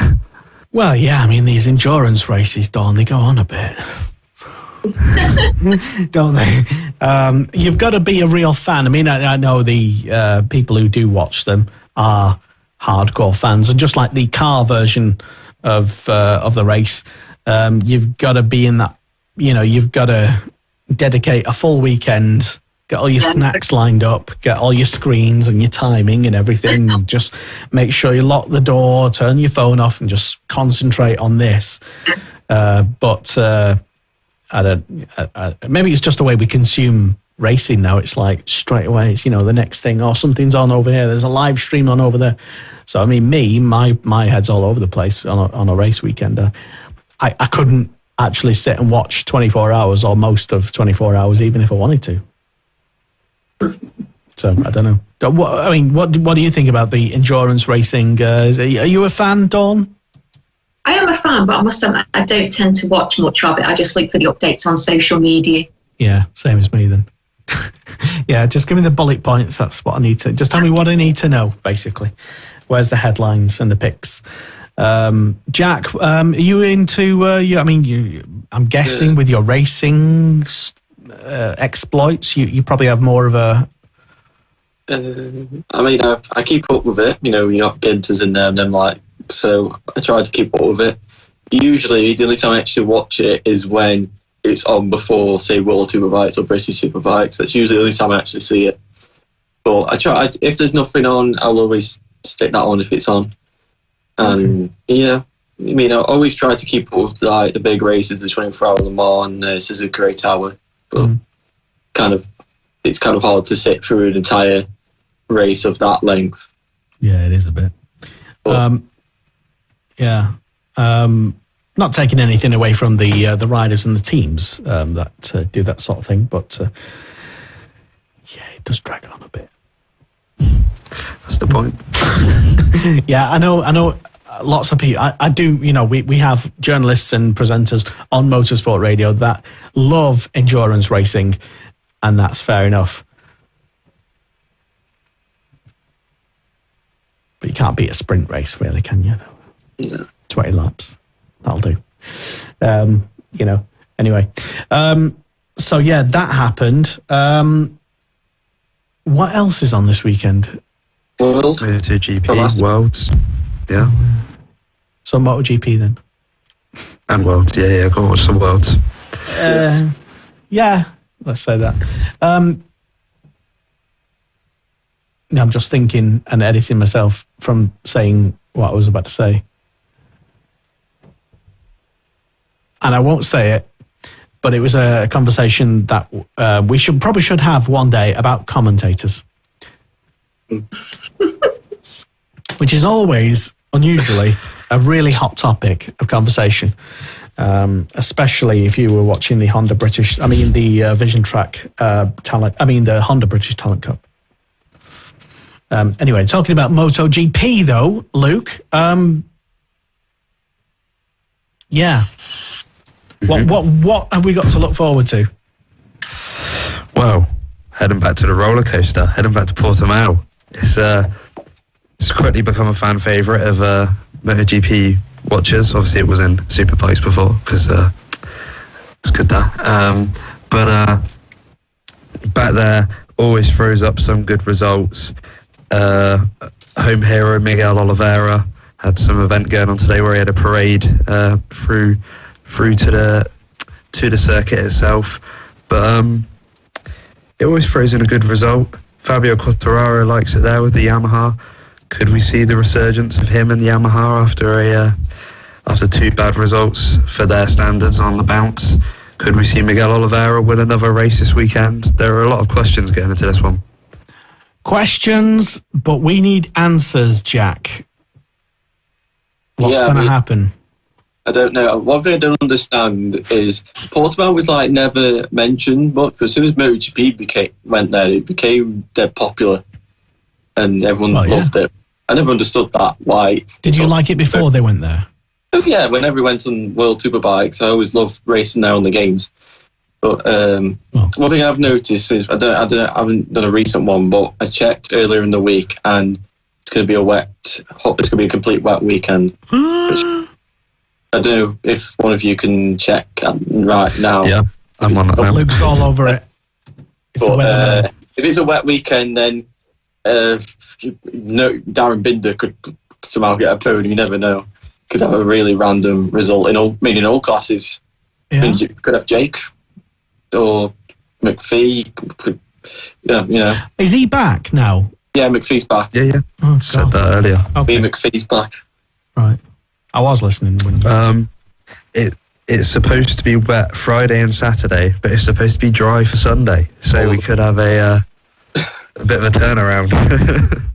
Well, it is early in the week, and that could change. Dawn, what are you expecting from MotoGP this weekend? I think we're going to see a different rider win. Who? That hasn't won the race so far. I'm going Jack Miller. Oh. Yeah. Yeah, he's how many podiums is he? One podium so far? Two? Yeah. Okay. I know I've got Jack Miller's going to do it. Okay. We're veering dangerously close to making predictions here. Unplanned predictions. But what about the other Brits in Moto2 and Moto3? How will they get on? Sam, who's going to him? He goes well around Portimao normally, if he doesn't high side himself out of turn one. But and going over to Moto3, Scott Ogden and Josh Watley both have experience around Portimao, so hopefully Josh can fight further towards the points end, and Scott could be in for a top 10 potentially from what he was doing in America and Argentina and other rounds. So I think Scott's definitely one to watch this weekend. Well, Scott was at Silverstone at the weekend, hanging out with the Vision Track team in the Honda British Talent Cup. And Don, you had a nice little picture with him? I did, yes. What a lovely young man. He was lovely. Really nice to talk to. Very interesting. Yeah, well, yeah, absolutely right. Yeah, we also had we almost didn't have a chat with him because we'd sort of like pre-prepared sort of an ad hoc interview because basically Roger Keys of Fab Racing Mini Bikes British Championship phoned me and said, "Oh, Scott Ogden's here. Do you want to? I'll arrange an interview with him for you." And we were like, "Okay." So me and Jack raced over to Scott Ogden, and then I forgot my SD card, and then Jack raced back to the media room. Yeah, me bailed on me. And he raced all the way back, and in the meantime, I'm just making the worst small talk with Scott Ogden ever. So I'm basically just sort of, I don't know what to say, and I'm just basically interviewing him. So racing. Moto3. Yeah. So I'm basically there just like, I don't know what to say to him. I mean, how do I relate? I can't. So I'm just doing an interview and I'm just like, God, where's that Jack? Kill him. Took like 20 minutes to get back. Anyway. But yeah, we did the interview and that was interesting. Why is it not on Motorsport Radio? Well, we didn't quite get permission just yet to do it because we filmed it for the British Talent Cup, that's why. But he did speak very highly of the Fab Racing Mini Bikes British Championship, which was nice of him. That's where all the champions come from. So if you're wondering as to where you should start your motorcycle racing career on the road to MotoGP, you can literally do it at Fab Racing and nowhere else. Anyway, sorry. Promotion over. So MotoGP then.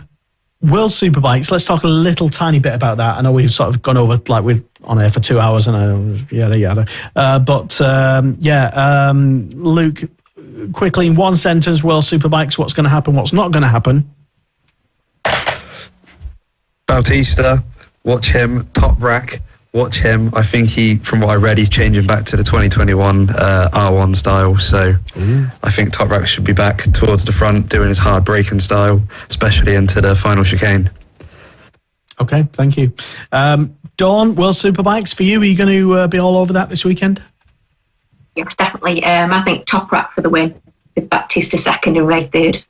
Oh, no Redding. Okay. Interesting. No points. Ooh. Jack, I'm sure you've already thought about this already. World Superbikes? I think Ray is the favourite, but obviously that doesn't mean anything. It's Ray, Bautista, Top Rack. I don't know what the weather's going to do at Assen. You never know what the weather's going to do at Assen, but I think it'll probably most likely, if it's dry, Top Rack, Ray and Bautista. I think Redding's only chances if it's wet.